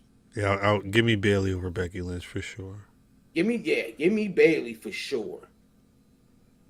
I mean, I understand what you're saying about Becky Lynch. I can listen to like a Tiffy Tom, a Chelsea Green are very good. Bianca's very good. But yeah, but they're talking. They got to talk. Oh yeah, Rhea. I like Rhea on the mic. Rhea is very good. Yes. Rhea Nolly and Bailey. Rhea makes you believe it. Yeah. I like Rhea. I like. I'm gonna say Becky Lynch. That's right. I don't know if I'm a rock with Becky, but and I say I'm gonna give shut up, work. Dap his. I'm gonna give Dap his due and say Britt Baker. I thought that was on the way to my house to fight me after I said what I said. I just feel like I'm gonna be quite frank. I feel like this is a whole indication. This panel right here is why we don't have great women characters, because this panel is indicative of what the writers' room looks like, and this is why meaning that it's all men. So you can't have dynamic female characters if you don't have that voice in the writers' room. If you have the reason why black characters look the way that they do, if there's no representation in that writer's room 100%. That can really truly write from that experience, it's going to look away. It's easy for Triple H as a man who has had women as sidekicks his whole career to say, we don't see color. That's what that sounds like. It sounds like you're lazy and you don't want to hire the people who can speak to that experience to give the product what it needs for that character set. So was with them creating new titles? Hit the like button, please. Yeah, get the likes up. Yeah. Wouldn't that show you what's to come? It's more women being spotlighted. Spotlighted. And really doing it are two different things. What you mean? Kingston was the WWE champion. But what did it look like? What did the title reign look like? What did the wins look like? The end was trash, but he has some good wins. Like the thing is, for me, and I'm only saying this, I'm not a woman, right? But as a fan of female entertainers, period. Okay. Is a fan of female entertainers, period. You may need I just feel like it is women, ladies, females, y'all get it. I just feel like these ladies are not given, in my opinion, a fair shake when it comes to really being showcased correctly. Well, I think that issue speaks more to booking than anything else. And this is the thing is, listen, and the question I asked though, I feel like if you can't figure out, like, if you have to struggle for a top 3 in all of wrestling of people on the microphone, that speaks to a different problem, though, right? Because if you can't get 3 women that are great on the mic, and that's really what it felt like. It felt like, I guess this one, I guess that one, then the issue becomes the booking needs to be strong. That goes back to what Dab's saying. Right. The booking needs to be strong because you can't snatch that brass ring if you ain't out rapping the rappers. And that's the problem.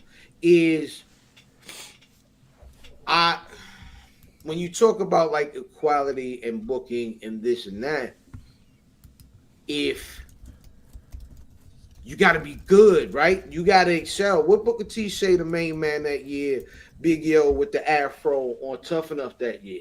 He pulled Buddy aside and said, listen, you black. Well, he didn't say you black.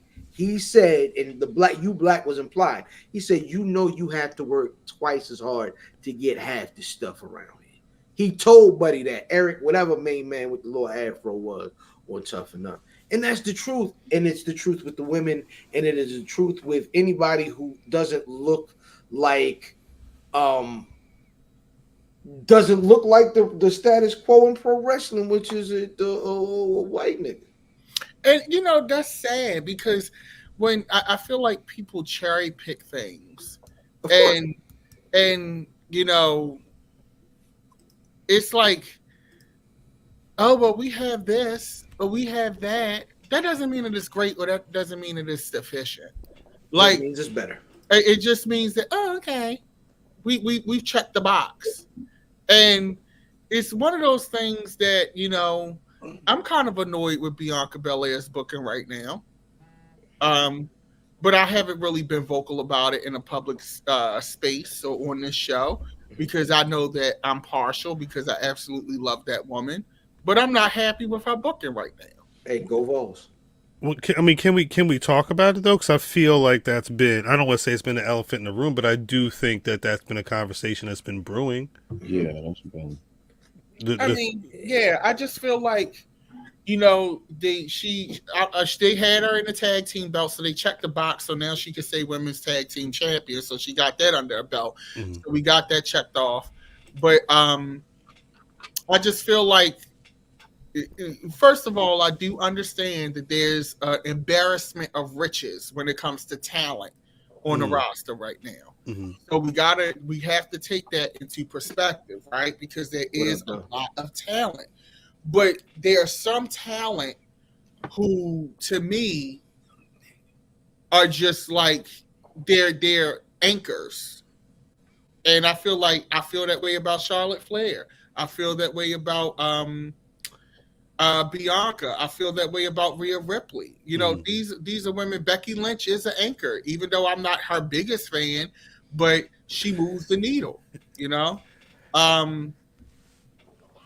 I just think that there is enough where with Bianca's booking, I know that she helped Jade, and I think that was a huge feather in her cap to kind of shepherd Jade and help her in that respect. But I think they've even cooled down on Jade a little bit, and I think that I don't blame them for that because Jade still has some challenges that she needs to get. Some work that needs to be done. But one thing, I think this Bianca cool down is intentional. And the reason why I say that is, remember, niggas is turning on her. Niggas is calling her Super Cena. Like, you know what I'm saying? Who's niggas? Because it was a black woman getting pushed at the same level and a white woman was getting pushed. Wait, I'm sorry, DDM. Brother Math asked a really good question. Who's niggas? Who's niggas? Who it is niggas? He ain't turned on nobody. Hey, cuz we ain't turned on nobody. Yeah. That's fine, but those crowds started to sound different. And that was only because it was a black woman getting pushed the way that a white woman does. Because guess what? They campaigned for mediocre Liv Morgan, and I know that's Bianca Girl in real life. They campaigned for mediocre Liv Morgan to get title shots. She's finally starting to show shades of a payoff. Shit. But they campaigned for her, and she didn't have nowhere near the skill set or presence that Bianca had. Right, but you sometimes I think the them backing off of Bianca was a room read. I think it was them being like, all right, niggas might not be making the same, because what they were doing, I feel like a great deal was a bit of pandering with Bianca and they were seeing, you see what I'm saying? And I felt like once they realized the folks started seeing it the same way, they backed off. You know what I'm saying? And I feel like it's okay to that's how you push the swing. Sometimes you gotta come back and you push it forward. Yeah, come back and you push forward. What was that? I'm gonna get you, sucker. What was that? She landed in the push. She wouldn't push. And she used to run in the push. I'm sorry. I do this. Hey, you're not talking to y'all right now. We're not talking to y'all right now. The more that I see, the more that I watch this programming, and the more that I see, I see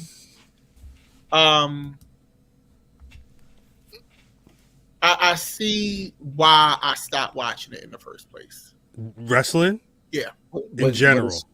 But when you stopped, there wasn't as many motherfuckers that looked like you on the television. And what that was one of the reasons, but also too the way that the women started getting booked. I stopped watching when Lita started getting treated the way that she was treated, because you got to remember, when I was watching wrestling, Lita was getting chances big as Stone Cold at some point, at the height of her fame. Is that Hardy Boy thing outside of her pants? Yeah, when that Hardy Boy thing would hit and them three would come out, like that was magic. You know, China at the height of her fame. China is different. You know, that was magic. But they were women. And that's Ivory, right the sense of Ivory. That was great character work. I hated Ivory. Now I felt like they didn't write for China as a woman. They wrote for her as a wrestler. That is true. As a wrestler. They let her win men's titles and everything. You really count China because they didn't count it, which is crazy. I mean, I think at some point you still, I don't think you can discount China when it comes to progress for women. Oh, for sure. Oh, absolutely. Right. You have to keep her in that conversation regardless. But I feel what you're saying. I don't like to get too deep into these conversations when it comes to women's wrestling. I'm willing to admit that I am partial. I love women in wrestling. But I get very frustrated because I feel like, to me, it's not that damn difficult. It's just like at a job, right? Let's say we all doctors, right? And somebody comes in, I'm just using this scenario, and somebody comes in the ER and they got shot in the chest. Shit. You're going to get a GI doctor, a GI surgeon to do that gunshot wound. You're not going to call a goddamn neurosurgeon to fix a gunshot wound to the chest. Right. So we call Dr. Cal. You do the gunshot wound. When somebody get popped upside their head, we call Dr. Pham. The same thing goes with wrestling. If you're writing for women, have women in the writers' room. I ain't the ass doctor. You definitely the ass doctor. You know. So hold on. And when you say that, are you talking about like the no, ma? Keep going, DDM. Keep going. Like, are you installing them, or are you just taking the bullet out? Oh, yeah, that's right. You would. You do put them in too. Yeah, I'm just saying it is not as difficult as like the back up like a sandwich, just sticking on. Yeah, but that, like you said, there's no black people in there. There ain't no black people. Ain't really no women. I don't clearly. Now we've said this lately. Operating on the gunshot wound. What was you about to say, fam? We've said this lately, but do we know what that? Because I haven't heard much specific talk about who's in the quote unquote writers' room. The last I heard about the writers' room, there was that one lawsuit from a black woman. From the black woman about how she was treated when she was there, and excuse me, she made it seem the way it sounded like it was a lot of white men, maybe a couple of white women, and then like her and somebody else. I don't know if it's gotten better. I don't know if the shows that I'm watching are giving me faith that there's more black people on there, because there's not more black people on the TV shows. We started this conversation actually started from NXT. NXT is probably the blackest WWE property right now. Facts. Yeah. Raw, most women centric. When you watch Raw, especially with Ricochet gone, it's if you don't get a New Day match or Caden Carter, you may not see black people on Raw. BBL Damon. BBL Damon. Why did I sing it like that when I saw it? That's how I sound when I put them on. Hey, yo, yeah. Well, of course, because Math is the one be like, hey, play this. Eating on your ass, so yo, I'm eating on you, eating on you, eating on your ass. I'm eating on your motherfucking ass. Sorry. That's Mark Ribbolette. I love Run that one more time. I'm sorry. You hate him. No, I love Mark Ribbolette. You do? Eating on your ass, so yo, I'm eating on you, eating on you, eating on your ass. I'm eating on your motherfucking ass. Yeah, Mark Ribbolette. So ass with your whole ass. Yo, one more time. One more time. You want to play one more time and play this one? Play the other one. Eating on your ass, so yo, I'm eating on you, eating on you, eating on your ass. I'm eating on your motherfucking ass. Hold on. I did that because I had to find the real one. It's loaded right One now. more I'm sorry. time. I'm sorry. DDM is just looking at us like, Who are these niggas? but I can't help it. One more time. I mean, it's a man talking. Oh, baby, one more time. Oh, baby, one more time.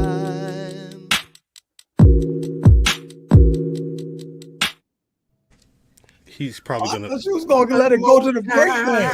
That's the whole clip, but that'll be enough for him to monetize off this. He got that. He gonna come see us. That'll be enough for Mark to Come get a on, little come money on. from us. So do your thing, Mark. Come on, Rand, do the bull. 4 cents. You got it. Is he French Canadian?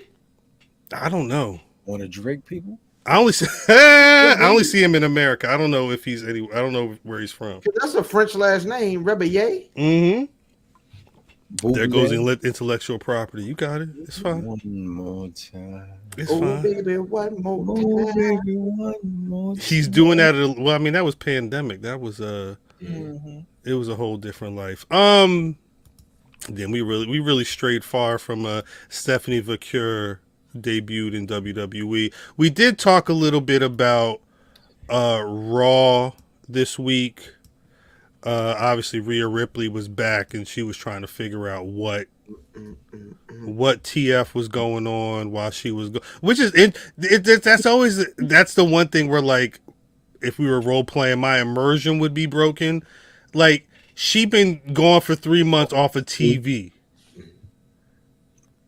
They don't talk at all. Like when she don't show up to the show, you know what Bro. It basically like they take the contact and throw it in the trash. You ain't never say your phone.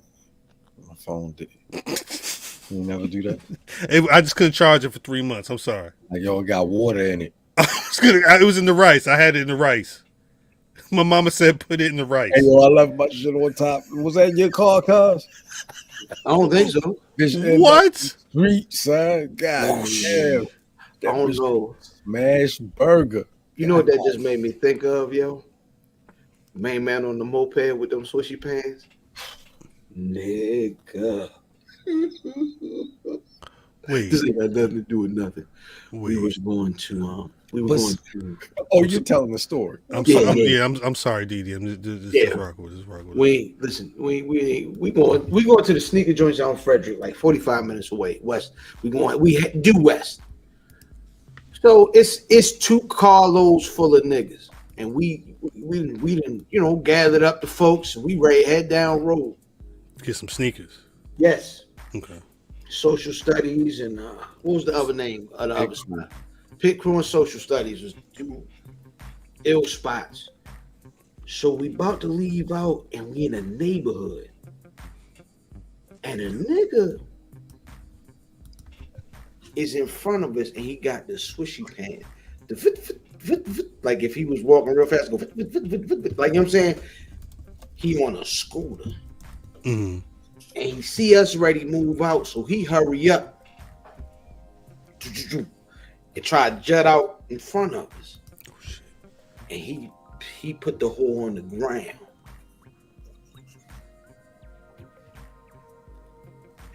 So God has worked with me. I wouldn't, nigga.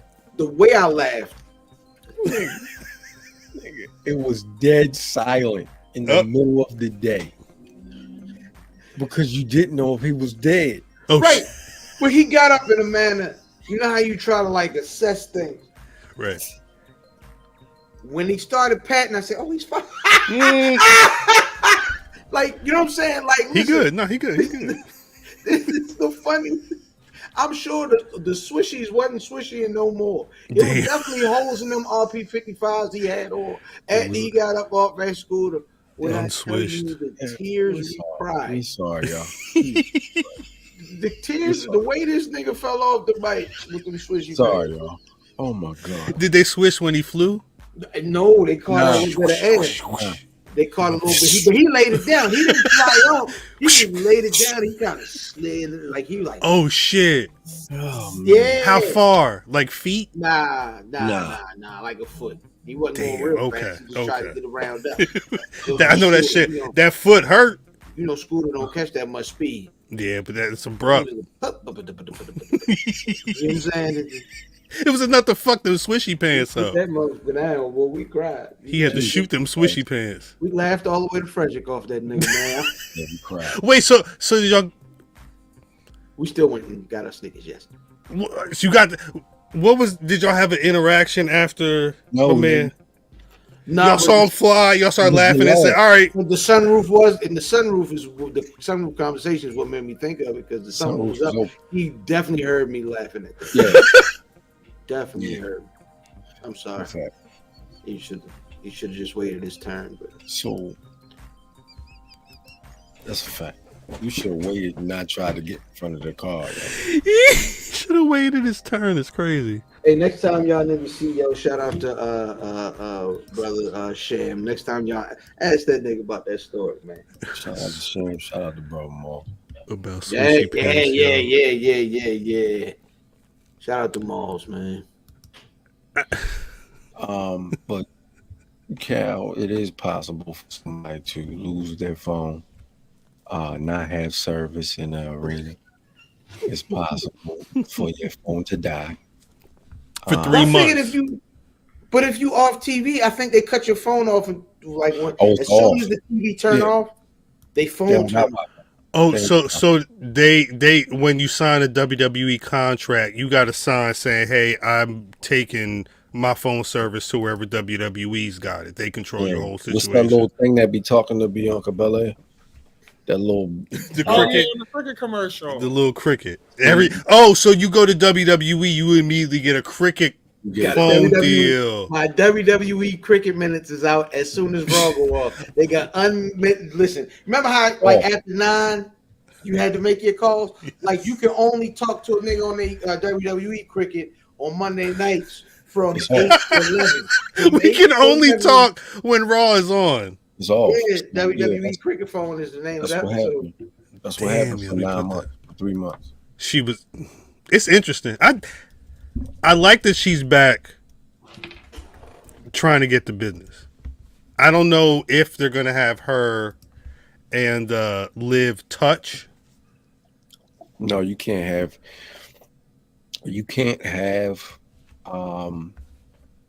Liv beat her up.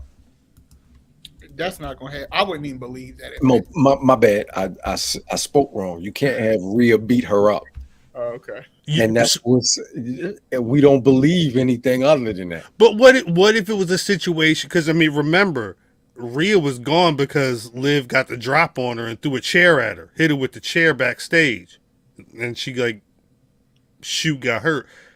Do you think it's a situation where Liv could get the drop on her, bust up with a Singapore cane or something like that? The only way Liv wins or gets a W up on Rhea is if her man turns on her. Yeah.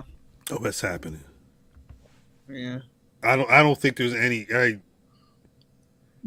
feel bad for him. The way I'm looking at Judgment Day right now, I'm not saying they're on their last days, but it feels like we're moving towards the dissolution of it. At the very least, this iteration of the group. It's like I've been saying, I've been telling niggas, man, Damian Priest has been on his face turn for 2 months, probably more. Which is the inconsistency in that character. It's because he's been doing things. Oh, let me help you up. I don't want y'all help. Like it's the thing that people do when it's the same thing Main Man been doing across the road since they've been trying to pump him up. It's been slowly but surely. Let me do these little phony things. Spoke on him. Yeah, it's the same things these niggas do. It's pro wrestling 101. Is you can't do it like that unless there is some sort of catalyst, like a Miss Elizabeth from back in the day, and you want to defend her or something. But if there isn't a direct catalyst for you to check your people on, then that babyface turn. Why is he still rapping? There's a babyface turn just takes time. Damian Priest. Yeah, So they're definitely turning him babyface. Oh, his babyface, like the complete face turn, ends in a loss. Probably. Because what do they say about the baby faces in the championship? The money's in the chase. Yeah, it's better when they chase it. I don't think it's. You don't think what? Ain't no money in that nigga. Ain't no chase. money in Damian Priest is what he's saying. Ain't no money in that nigga chase. I don't know. Well, I think the thing is right now, if he loses, I'm assuming he's losing because of a Judgment Day situation. At some point, I don't know if it's just going to be Gunther taking him out, only because I don't think Damian Priest is going right back into a world title program. I think they're going to be dealing with Judgment Day after SummerSlam. It feels like it's going to be I don't know about ever. Maybe I would not be surprised, but I think right in the immediate future, to me, it feels like it's going to be a Judgment Day because it's every week on Raw. It's another piece of the puzzle, and it seemed like they breaking the damn puzzle. The last piece came 2 weeks ago. This shit is over. It's interesting. Don't this hit make my people want to jump? He had to commit. He at the convention. It's crazy. Yeah, Gunther basically said, "Hey, listen, I'm gonna be honest, po ass nigga. I'm gonna be honest here. There is no way Gunther's supposed to win now. He was talking too much shit. This is, and the timeline said it, but they right. This is Booker T and Triple H again. There's no way Gunther can say what he said and win. Supposed to, anyway. They already did it wrong one time. Is this Paul trying to fix it? Hold on, what did he say? He was like, people like you ain't supposed to be the champion. Yeah, he was like, obviously your parents didn't care about you to put you on the right path, while me, I've had the best schools and I was put on the WWE. He specifically said WWE was calling me while I was overseas to have me over here, and I basically came over when I was ready. Oh, he's definitely winning. He was who, Gunther? Yeah. I think Gunther needs to lose. I'm gonna keep it a buck, and my only issue with him losing here, brother fam, is he lost at WrestleMania, and that's really like that was his last big match aside from the finals. The finals. His last big match was the King of the Ring, and he won it. But I feel like the King of the Ring. That ain't shit. I feel question. Is he okay if he loses to Damian? Who was that? Who was he wrestling? Jey Uso, right? At WrestleMania, he wrestled. Sami Zayn beat him to. No, I'm talking about King of the Ring. Who did he beat in the finals for King of the Ring? Shit, I don't remember. Chat. Hold I on. think King. was it Jey Uso? Was it Jey Uso? No, that was the semifinals because they're both on Raw. Yeah, he lost That's early. right. It was Randall? Orton. It was Orton. He It beat was Orton. Randall, Yeah. He beat Orton. Oh, a guy who can definitely eat a loss. Yeah. Yeah, it was Randall. Yeah, the last loss that I thought Gunther was gonna retain at WrestleMania, but it made sense for him to lose to Sami Zayn. But like that was the last time he had like a big loss on a pay-per-view. I not saying it not I agree that he could lose. He's not losing. He'll be fine. Don't this hit make my people want to jump? No, but I don't What's know like I like it. because you figure He's starting to get it. He's starting to get it. Sometimes Fact, you yeah. gotta say what you gotta say. slowly but surely. Gunther loses August 3rd, and then they spend the rest of August because I'm assuming the thought would be that he would be getting it in Berlin. I would love that. I would love understand. that. So how? That's where he should win. So when this is what I don't understand with like the Braun Breaker shit. Okay. So Niggas lose clean. Do you have him losing clean and then get Gunther? match? Does Gunther lose clean to Damian Priest at SummerSlam? I don't think so. So okay, all right. So he doesn't lose. So who mucks up this water? What's your name? Giovanni Vinci. I feel like Lose. realistically, He could mess up. I took the ban realistically because there's so much going on with the Judgment Day. Because again, you've got the Liv Rhea story, you've got a Dom story on his own. The other story, like Brother Fan was mentioning earlier, is the Damian Priest face turn, which is something that is bubbling. You could have a situation where Yep, I see it. you could have a situation where Gunther is beating Damian Priest's ass. Finn comes out, JD, they're all out there trying to help him. Whatever. Maybe they help him win. Because remember, there's been a couple times where Damian said, "I don't want nobody out there." The stipulation is, "Don't nobody come out there." Maybe somebody come out there and help him beat Gunther. So Then Damian's like, "Hey," Damian be like, "Hey, listen, listen, motherfucker. You're gonna run it right back. I'm trying to run this shit on my own. I'm trying to do this as a true champion, and you messing up my report card. I gotta have another match. This man is Chopper City." So at the Clash at the beach, the Judgment Day come down and cost them the title. I hate beach vacation. I could see that being a thing. I love the beach. If you wanted to have a situation where Damian Priest retains at SummerSlam, I think that would be where I would go immediately. Yeah, I mean that story is so because Gunther talked crazy, he deserves to lose, even though he's not a lesser person. He got on all black. Is that Booker T? Is he like channeling Booker T? He was channeling Booker T. No, he's definitely channeling. He was Triple H, the bad guy. Oh, to Booker Bad guys wear black. That's shit. Look at us. We all wearing it. I got blue on. No, you don't. This shit is. Hey, nigga, that's Brown from the Boogie Down Productions. But yeah, I see a world where, because it makes sense. First of all, where would you rather? Would you rather Gunther win that championship in Cleveland or clean to get his ass out of here? I think. I guess the question is, as long as if they were able to make the spectacle as big as it should be in Berlin for a Gunther win, I would like to see something like that, because a lot of these international shows have really been house shows. Like they've been glorified house shows, but at a certain point they've been house shows. So my thought, it's fire, but for entrance is gonna look like there. Well, that's the thing, and like at a certain point, you gotta have those. You gotta have those moments, and you kind of gotta have to pay them off at a certain point with a major title change. With nobody winning the last, with Drew not winning the last two times, I'm gonna rock with you on this one and say Gunther wins it at home.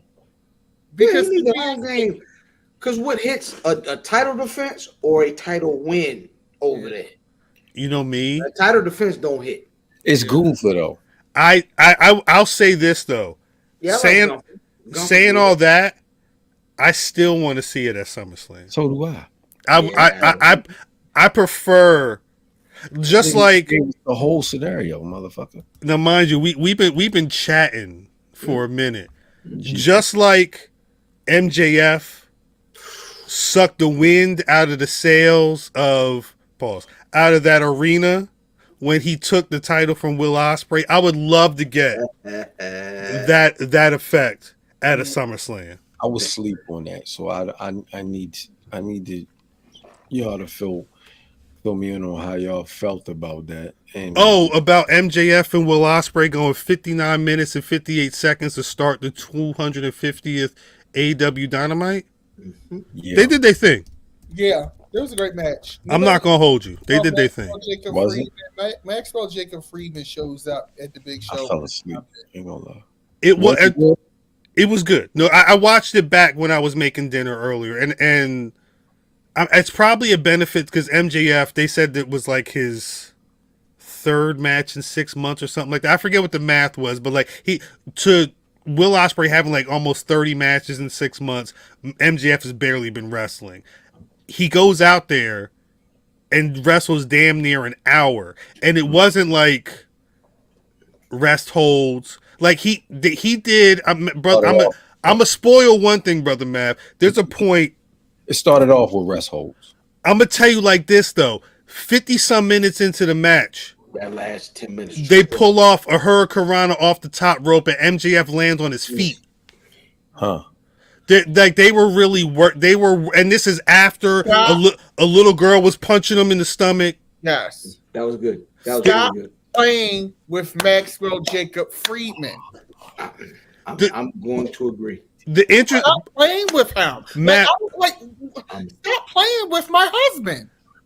I'm gonna tell you like this, Matt. I think the key, and I don't want to sound crazy because he was wrestling Will Ospreay, so automatically whatever spots is happening, they're happening. But I think it was a good blend of, because there's one moment that I think may be one of the moments of the year where and part of it is they like this rare.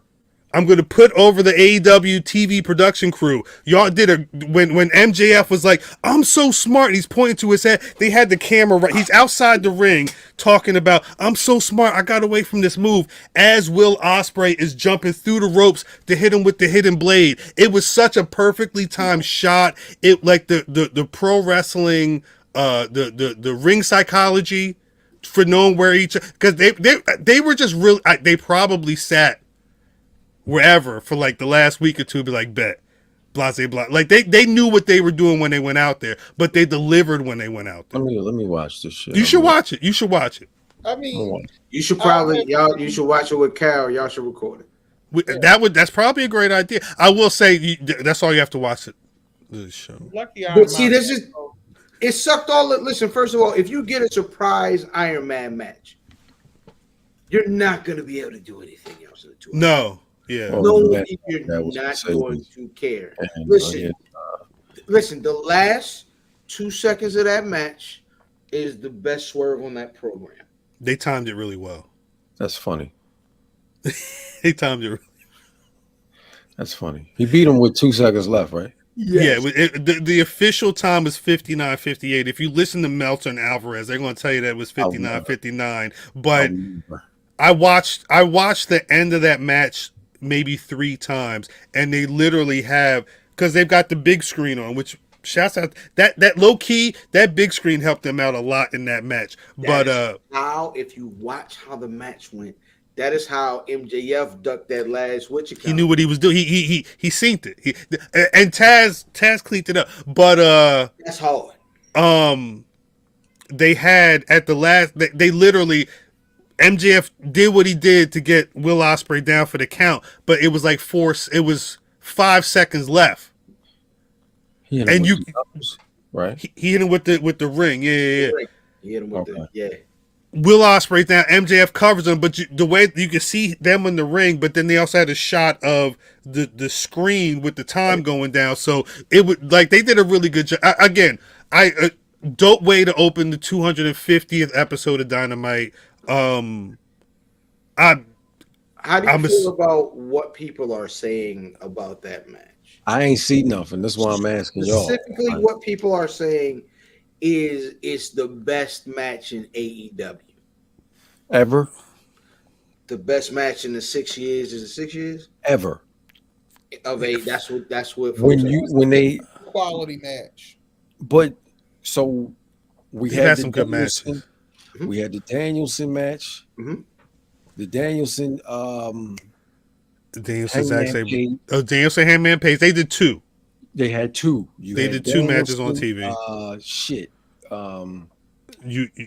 Tom Zink match. I didn't. No, tell me about it. I don't remember Tom. The fucking Z Man. Z Man. The Z Man is crazy. Still alive? I don't know if Tom. Suzuki? You had the white man. Tom Zink passed away in 2017. I thought Tom Zink was dead. And then Rest you in had peace. Kenny Omega. Omega and Ospreay. Mm-hmm. Yeah, they had an AEW match. Mm-hmm. Yeah. You had Kenny Omega, Bryan Danielson. Yeah, Danielson and Zack Sabre had a AEW match as well. Yeah, did they Wrestle Dream? Yeah, and then you had Kenny Omega. I forgot what the fuck I was going. Who I was going to say it was Kenny Omega and somebody else that had a fire match. There's been a lot of bangers. Was it Omega? Not Jericho. Was it Omega Jericho? No, they had one though. As a fire match, that was on. It was good. That was in New Japan, but that was Japan. That was New Japan. You saying this is the best match? No. I'm not. It's been said. Yeah. Even MJF had a string, so they're saying this is better than his string. So you admit that MJF? Mind you, I was on last week and I said that. Remember? This is his second Iron Man. This is his second hour match.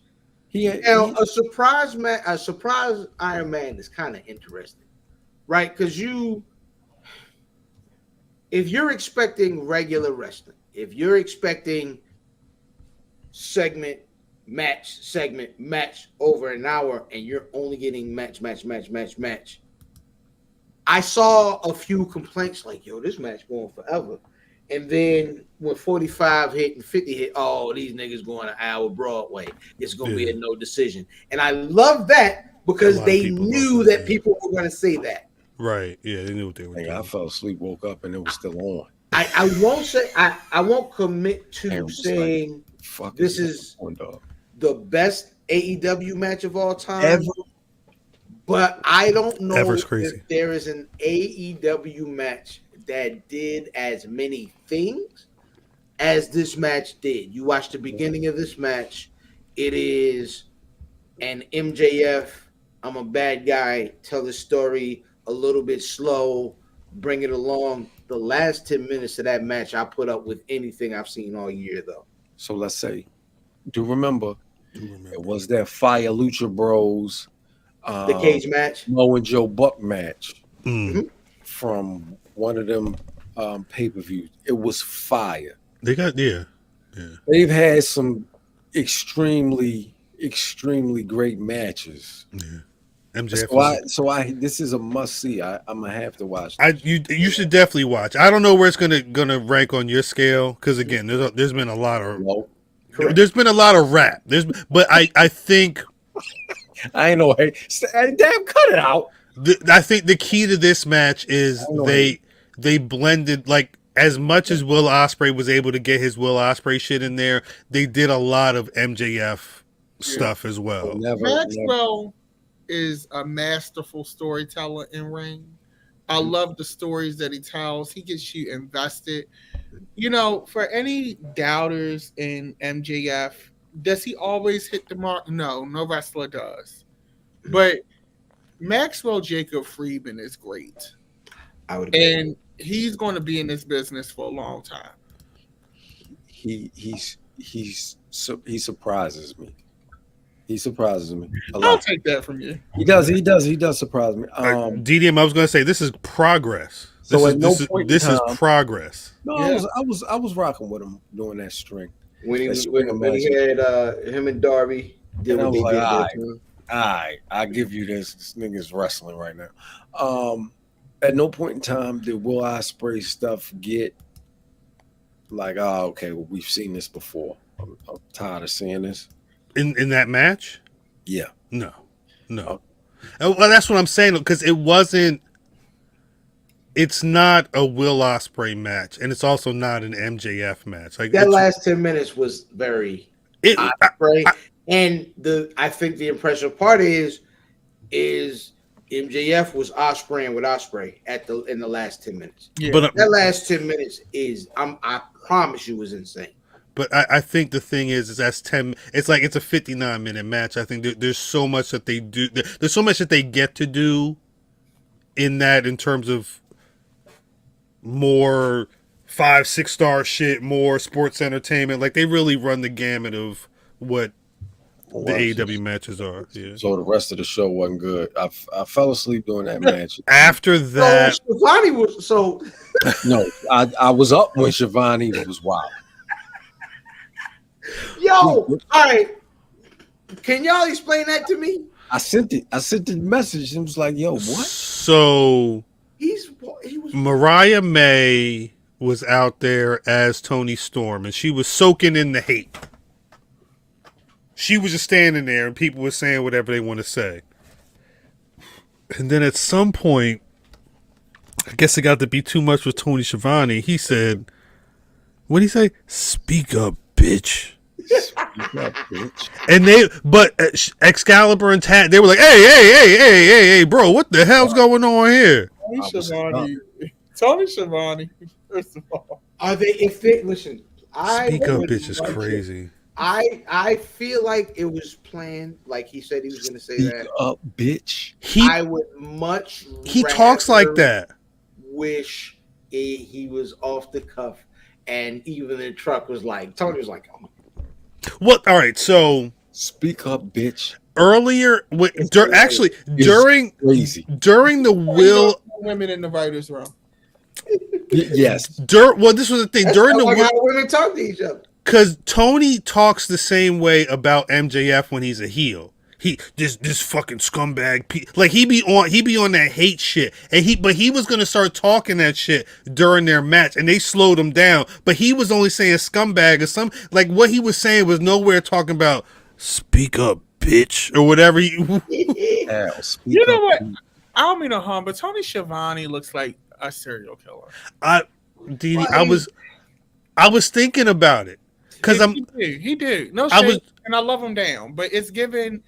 I take people in my basement. I was trying to figure out who Schiavone's WWE equivalent is, because it's not like Michael Cole may be the longest tenured commentator in WWE, and that's the thing. Schiavone is a generation above him. He's like, is he Doc Hendricks or Michael P.S. Hayes backstage?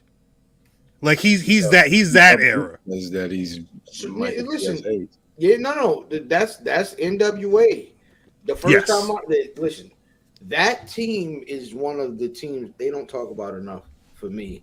But Schiavone on AEW? and JR, no. Oh yeah, back in the day. So Schiavone is OG for me. Yes. Mm-hmm. He sounds like wrestling. Yes.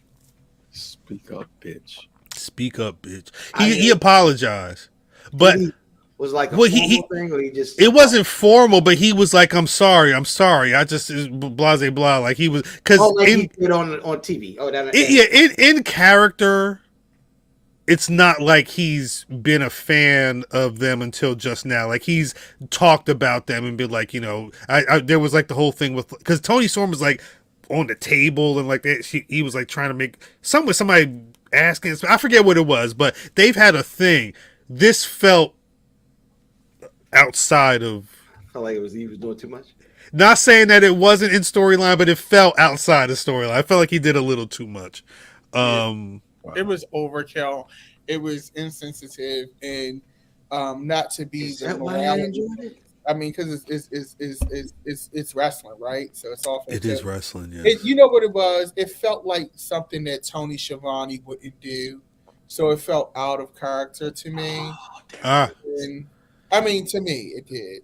And I think Tony's probably a nice guy in real life. I mean, not that matters here, but it just was like that. Just was very cringe. It was a cringe moment for me. Yeah, it felt like I don't know if y'all ever watched AEW Dynamite when it is on Fight TV or when it was on Fight TV, and they would show like, because they don't show commercials on there, so what you're seeing even in picture, they're doing whole commentary, but it's looser because they know they're not on TV. It felt like that. It felt like he forgot that the camera's on, or he was saying what was in his head. He had a song on his heart. He had a song on his heart, and for the he let it go at the wrong time. Yeah. Tony a wild nigga, boy. That's funny. Listen. It's hard to kind of when they start having Tony Schiavone, because Schiavone was always like, from me watching, Schiavone was always like a straight laced, like just react and maybe JR gave a bit of color, but that team was really clear cut and dry. I'm gonna call the wrestling. We're in favor of the good guys, right? Right. And that who Tony Schiavone has always been for me. He's a little more, I don't know, like they do a little too much with Schiavone. Like, in general, like he's too much of a good guy. Oh, I hate the back. Like, I don't want to watch. I don't want that. I want y'all. I want y'all. Y'all niggas is supposed to be seasoned. Yeah, I don't need you to be a character. You know what I mean? Facts. This nigga's trying to graduate to a side. You are not mac and cheese, Schiavone. 100%. You are pepper. White pepper. On the Brother Math, I would say you may want to check out the TBS championship match between Mercedes Moné and Nyla Rose, only because it's probably the first time you saw Nyla Rose on TV for a minute, and she do get a couple of What's facts? And Nyla Rose on Saturday. Yeah. Walk past Foxy. I watched the my bad, cuz. That was it. I said I saw the end of that match. Oh, with DMD. Yeah. I'm getting. I had my letters scrambled. I'm dyslexic like a motherfucker. I had to make sure. I had to make sure. Shout out to those wrestling girls. Facts. Them niggas made the same mistake when they was talking. I think it was Brian H. Waters that was like, yeah, and then DDM showed up, and I think Cassie was like, from Black Rasslin. Oh, for real? Oh my God! You know who I was? Oh my God! Nigga, shut up. We were talking about your fans running down on you. DDM heard that shit. Said, "Oh my God! Oh my God!"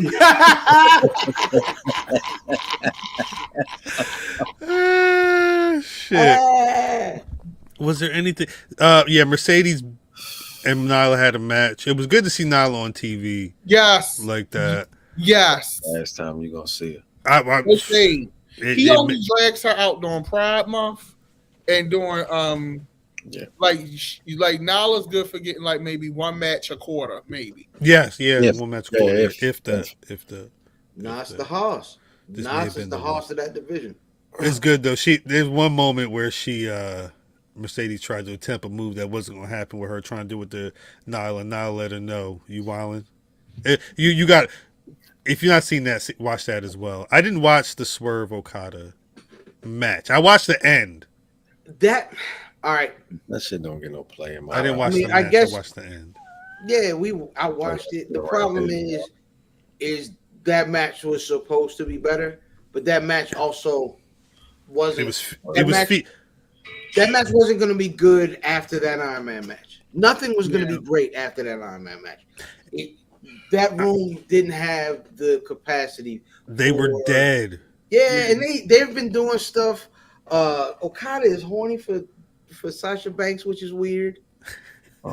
Okada out there having fun, yo. He's doing whatever he's doing whatever he wants to do right now. Neutering Okada, like. Well, yeah. I think I don't like that, yo. I think that's the end result, but I think the problem is Okada just making money right now. He ain't got to do much but be their homie and wrestle when they want him to wrestle. But I want Okada, nigga. You get Okada because he is who he is, and he'll do what he's supposed to do. But we didn't. And when you put on Okada versus your champion, that isn't the it was a bad spot. And we didn't get the match we were supposed to get from that. Well, because they were booking for to get you to watch next week. Correct. That match was set up for the end of the show, which is really just set up for you to watch Blood and Guts next week. Can I be honest about Hangman Page? Oh, I've never cared. I have never cared. I liked it though.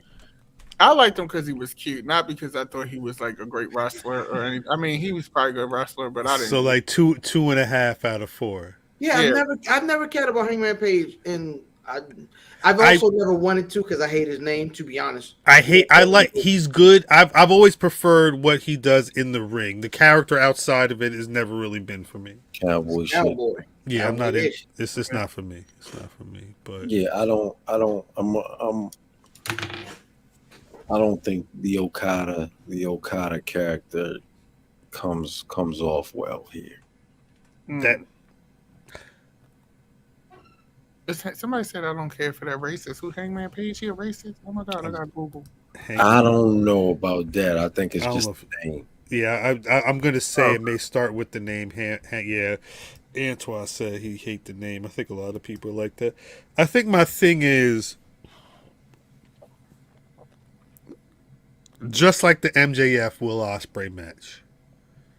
Just like thoughts of when they were talking about Swerve possibly wrestling Ospreay. I'm not saying it's a changing of the guard that has to happen, but I am saying that the matches that people are going to want to see in terms of like Ospreay and Okada wrestling for the world title, I think they may be more next year.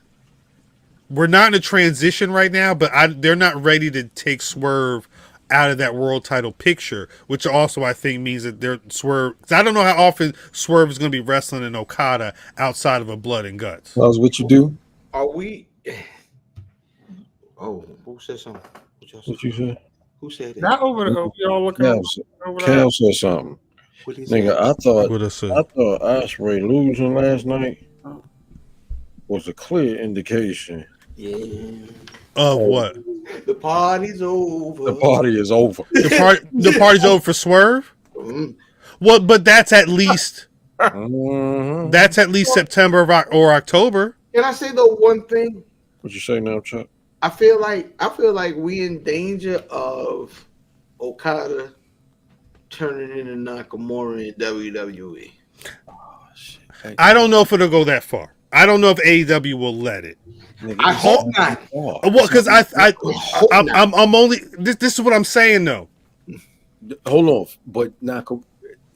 No, I keep don't on. think Cuz is saying Nakamura is ass. No, I'm not saying that at all. I'm not saying that at all. Yeah, No, I don't think he was saying that. This is the thing about Shinsuke Nakamura is that Shinsuke Nakamura is that far away from being anything you want him to be. Yeah, you just got to flip the In switch. pro wrestling, Yeah. he's that close, but they don't care. The dopest thing when they were doing like the anime stuff and letting them speak in Japanese, it was hard, but it didn't matter because he wasn't doing it against nobody.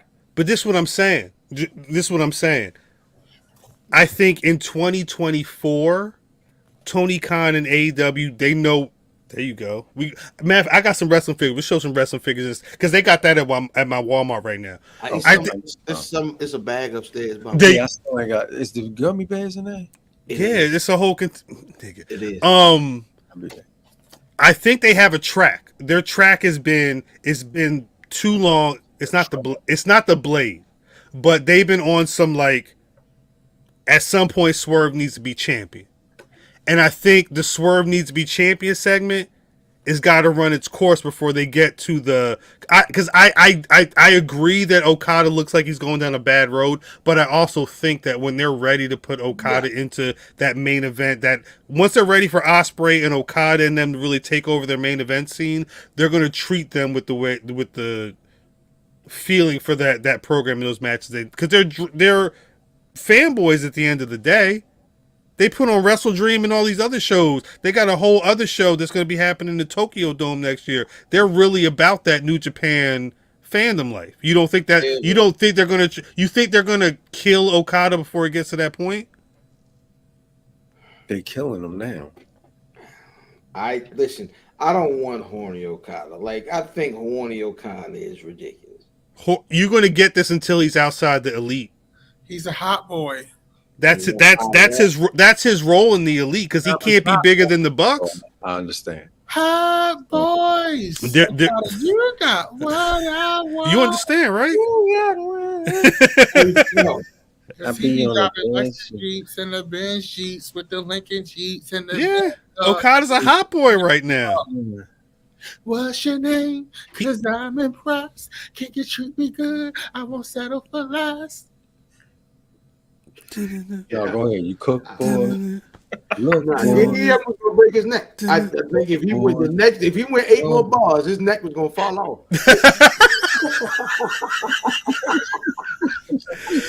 On that note, Dix, we do got to get out of here. I will say, for people that are paying attention to pro wrestling, stay alert. WWE's going to. We've been talking a lot about Japan. WWE's going to be in Japan the 26th and the 27th of next week, which means they're recording this week's SmackDown and next week's SmackDown tomorrow on Friday this week. So keep your eyes peeled, because you may see some shit from next week that you don't want to see. Facts. Shout out to work. Peace to work. I don't know what work say, but peace to work. I saw something that Dark Side of the Ring is already starting production on season 6. Who they gonna talk about now? They done talked about everybody. No, it's gonna be a BRP episode. We on that for sure. Dark Side of the Ring producers. What exactly happened to him?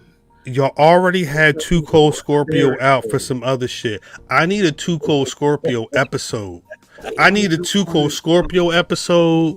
And then I need a Coco Beware episode. Oh yeah. I need a Junkyard Dog episode. That one, didn't we? Yeah, he did. My fault. I need a Ron Simmons episode. I need a what's the name? Bobo Brazil. Oh yeah, Bobo Brazil. And we ain't even get the women yet. Yeah, they don't do a lot of women's episodes. I want to know about the lesbians. Remember? They used to come out. They used to come on out. WWE. That was such a terrible. That was so terrible. But we got a reiteration of them now, but they got more. You have to chill. You gotta chill. I'm glad we clarified that it was WWE, because fam just saying I want to learn more about the lesbian sounds crazy. That was the group. That was the name. I'm glad. The chat no, but it just sounds just so we're clear. Shouts out to Big E. He hit the timeline this week to let people know that he was recently in Cancun. Work. That nigga say he had them stem cells. He said he don't know what they doing, but the stem cells all up in his body. Millions of them. Neck work, baby. Millions of them. And also, and just so we're clear, tab off the bitch. Don't just because he said that the stem cells is making him feel right. Don't think that means. No, we ain't gonna see that. He wrestling tomorrow. We want Big E healthy. Yeah, let him rock. If something happens, something happens. Hot lesbian. Bang bang scissor gang. Shit. And on the flip side of that, no disrespect, but word on road is Sammy Guevara may be back on AEW TV soon. Oh, okay, cute. What? It was two sides. It was like the full spectrum of pro wrestling. Oh, cute. We're not gonna lie to him, cuz you gotta stop doing that now. You know you ain't no internet nigga. You know, because the internet niggas be like, it's hot or it's cold. Right. Ain't no warm. There's no warm at all. No lukewarm, nothing. Cuz cosplaying as an internet nigga right now. It's either ass or it's classic. I definitely don't have that. I don't have that gauge. What's your gauge? Because it's only two. Mm-hmm. It's ass or cheeks. This shit is cheeks or it's ass. Because it's binary. Whatever. He's the opposite of non-binary. He's the opposite of non-binary is great. Is you ain't my baby. Shouts to the chat. I rock with y'all. Thank y'all for rocking with us for goddamn. We've been here for a minute, so you know what it is. Yeah, we're good. We do well. This was funny. This was very funny. There's only one question I gotta ask. DDM, you got a Black Wrestler of the Week? Black Wrestler of the Week. Walter. I knew It's Walter. Brother Femi. Oberfemi. That sound wild too. Brother Femi sound like. Never mind. We'll talk about that later. Yeah, off camera. Off camera. That's a Blafty conversation. Brother Femi sound crazy though. Ober is the star, man. I'm ready for Ober to. Yeah, he's gone. He's gone. I'm ready for him to wear all the belts. He's gone, bro. Collector. I'm with it. He's gone. He's out of here. Brother Fam. Yo, all right. First of all, I'm gonna go with Doc D is my Black Wrestler of the Week. I like that. Put on a great panel as usual. He did say that there will not be a Dr. D's Dream panel next year. But he did do a bit of a torch passing, as it were, this year. So next year, BlurCon, it will be Brother Fam's Dream panel. Okay. So, let me get my outfit together. Listen, it's gonna be ignorant. I like it. That might be the tagline. It's gonna be ignorant. That might be the tagline. I'm with it. That's what I'm working with right now. Ignorant but respectful. Look forward to seeing a lot of the faces. Yo, shout out to Vaughn. Shout out to everybody on the panel this week. Facts. It was a good group. Listen, I got a good picture. Listen, Andino just spread all his championships out, and he was like number 50. I was like, all right, my nigga. Yeah, so yeah, man. Shout out to everybody down at BlurCon. It was a very, very cool situation. Shout out to everybody. Yeah. It is what it is, man. Shout out to Doc D. Congratulations on the great run of the Dream panel. Facts. 100%. Brother Math? Yo, I hopped on live fresh from Vibe Beach. To go say my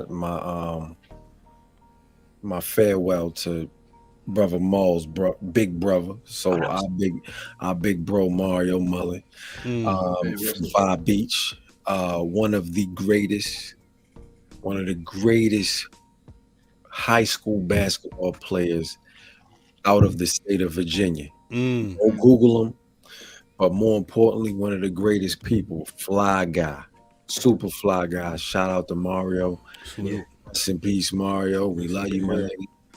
My Black Wrestler of the Week, big brother Mario, and salute to the Mullen family.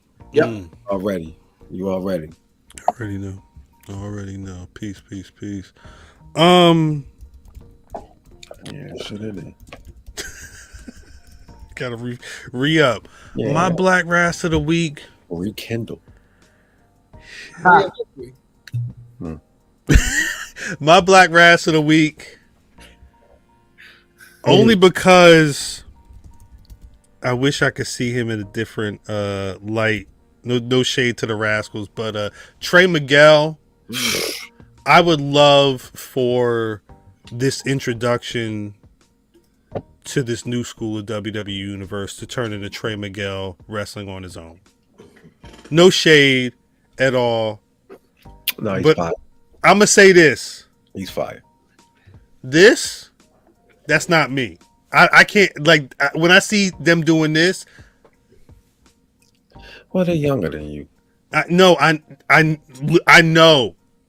I just want to see Trey Miguel go out there and do his thing. I don't need this. I know that's a thing though. I'm with him. I'm 100% with it. At a certain point though. Yeah. Get that shit away. Man, shout out to the brother Bougie too. My bad, Kyle. No, actually, shouts out to brother Bougie. He wrestling Chris Bay. That's crazy. That's dope. Is that tomorrow? The 4th. Saturday? Yes, it's 4th.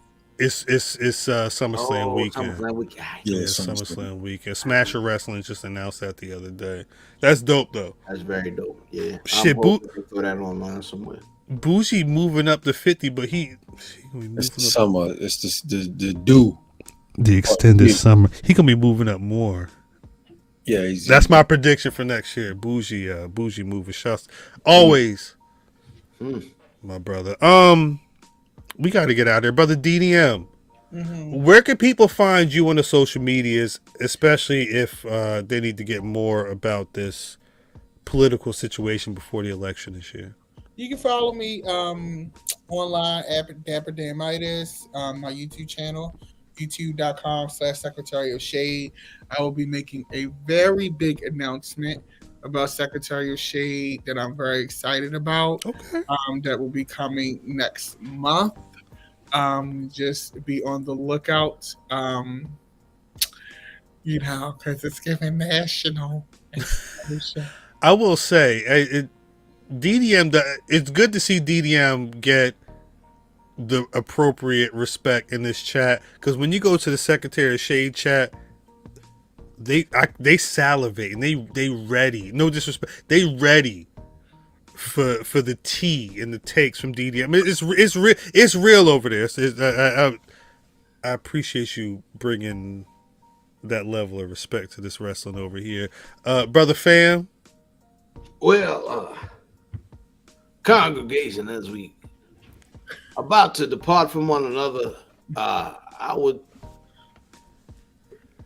just implore you to look at each other and say, brother, oh brother, just enjoy wrestling. Facts. Yo, Fam79 on your social media choice. Brother Mav. Anyway, shouts out to Mighty Vin. Mighty Vin said, should we tease what might be coming to the Patreon? Paul Bear face head. Pay the 1, Serious face head. pay the 10. The one, but I don't want to say nothing here. I forget how many months ago it was, but I remember saying when we hit that 1K on YouTube, we gonna do a live watch arena. Oh yeah. We can't stream that on the Twitter box no more. Shut up. Shut up. We at 2,300 on the YouTube right now. Hundo. Patreon.com/Black Rasslin. Pay that 1, pay that 10. We're recording the Rain of Watch Along. They say the Rain of Watch Along is on the way. And if you want to watch it, if you pay the 1, we are now bumping your subscription to the 2. They say pay the 2. They say, brother man, pay the limb, holding the pistol. They say, brother man was so engulfed in his jealousy. Look at the color of his shirt. You understand? Envy was on that character's heart. They say, brother, yo, Himbe. They say, brother, Himbe was engaged in all sorts of tomfoolery. Oh, he got a whole gun in this photo. Let me oh my God, they say Brother Man had that pistol and he was gonna do what it is that Brother Man had to do. Hold on, let me They say that Sister Raina was out there trying to see what was in the bag. You gotta understand. Look at Brother Man. Look at Brother Man.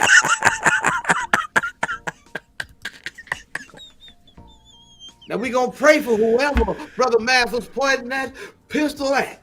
Facts. Who hit Oh, your what movie eye? was this? We gon' pray. Who hit your eye, man? For who was ever, All of my shit, whoever dog. does brother What movie man. was this? This is Raina. Yo, Matthew was in the movie? They both was in DDM. Yeah. Both these niggas was in the movie. Oh. And this is which streaming is this on? Where can I find this? Amazon Prime. I'll send you the We link. about to What's watch it it. called? Raina? Shh. We about I to could watch send you. it. I could send you the movie, but yeah, if Amazon Prime. Shouts out to Ak and Go them. out They, Prime. I go ahead and file her up. yeah, REYNA. It's a good. It's the best 24 minutes you'll spend this week. Yo, somebody write pay the 10 at the bottom of that math picture.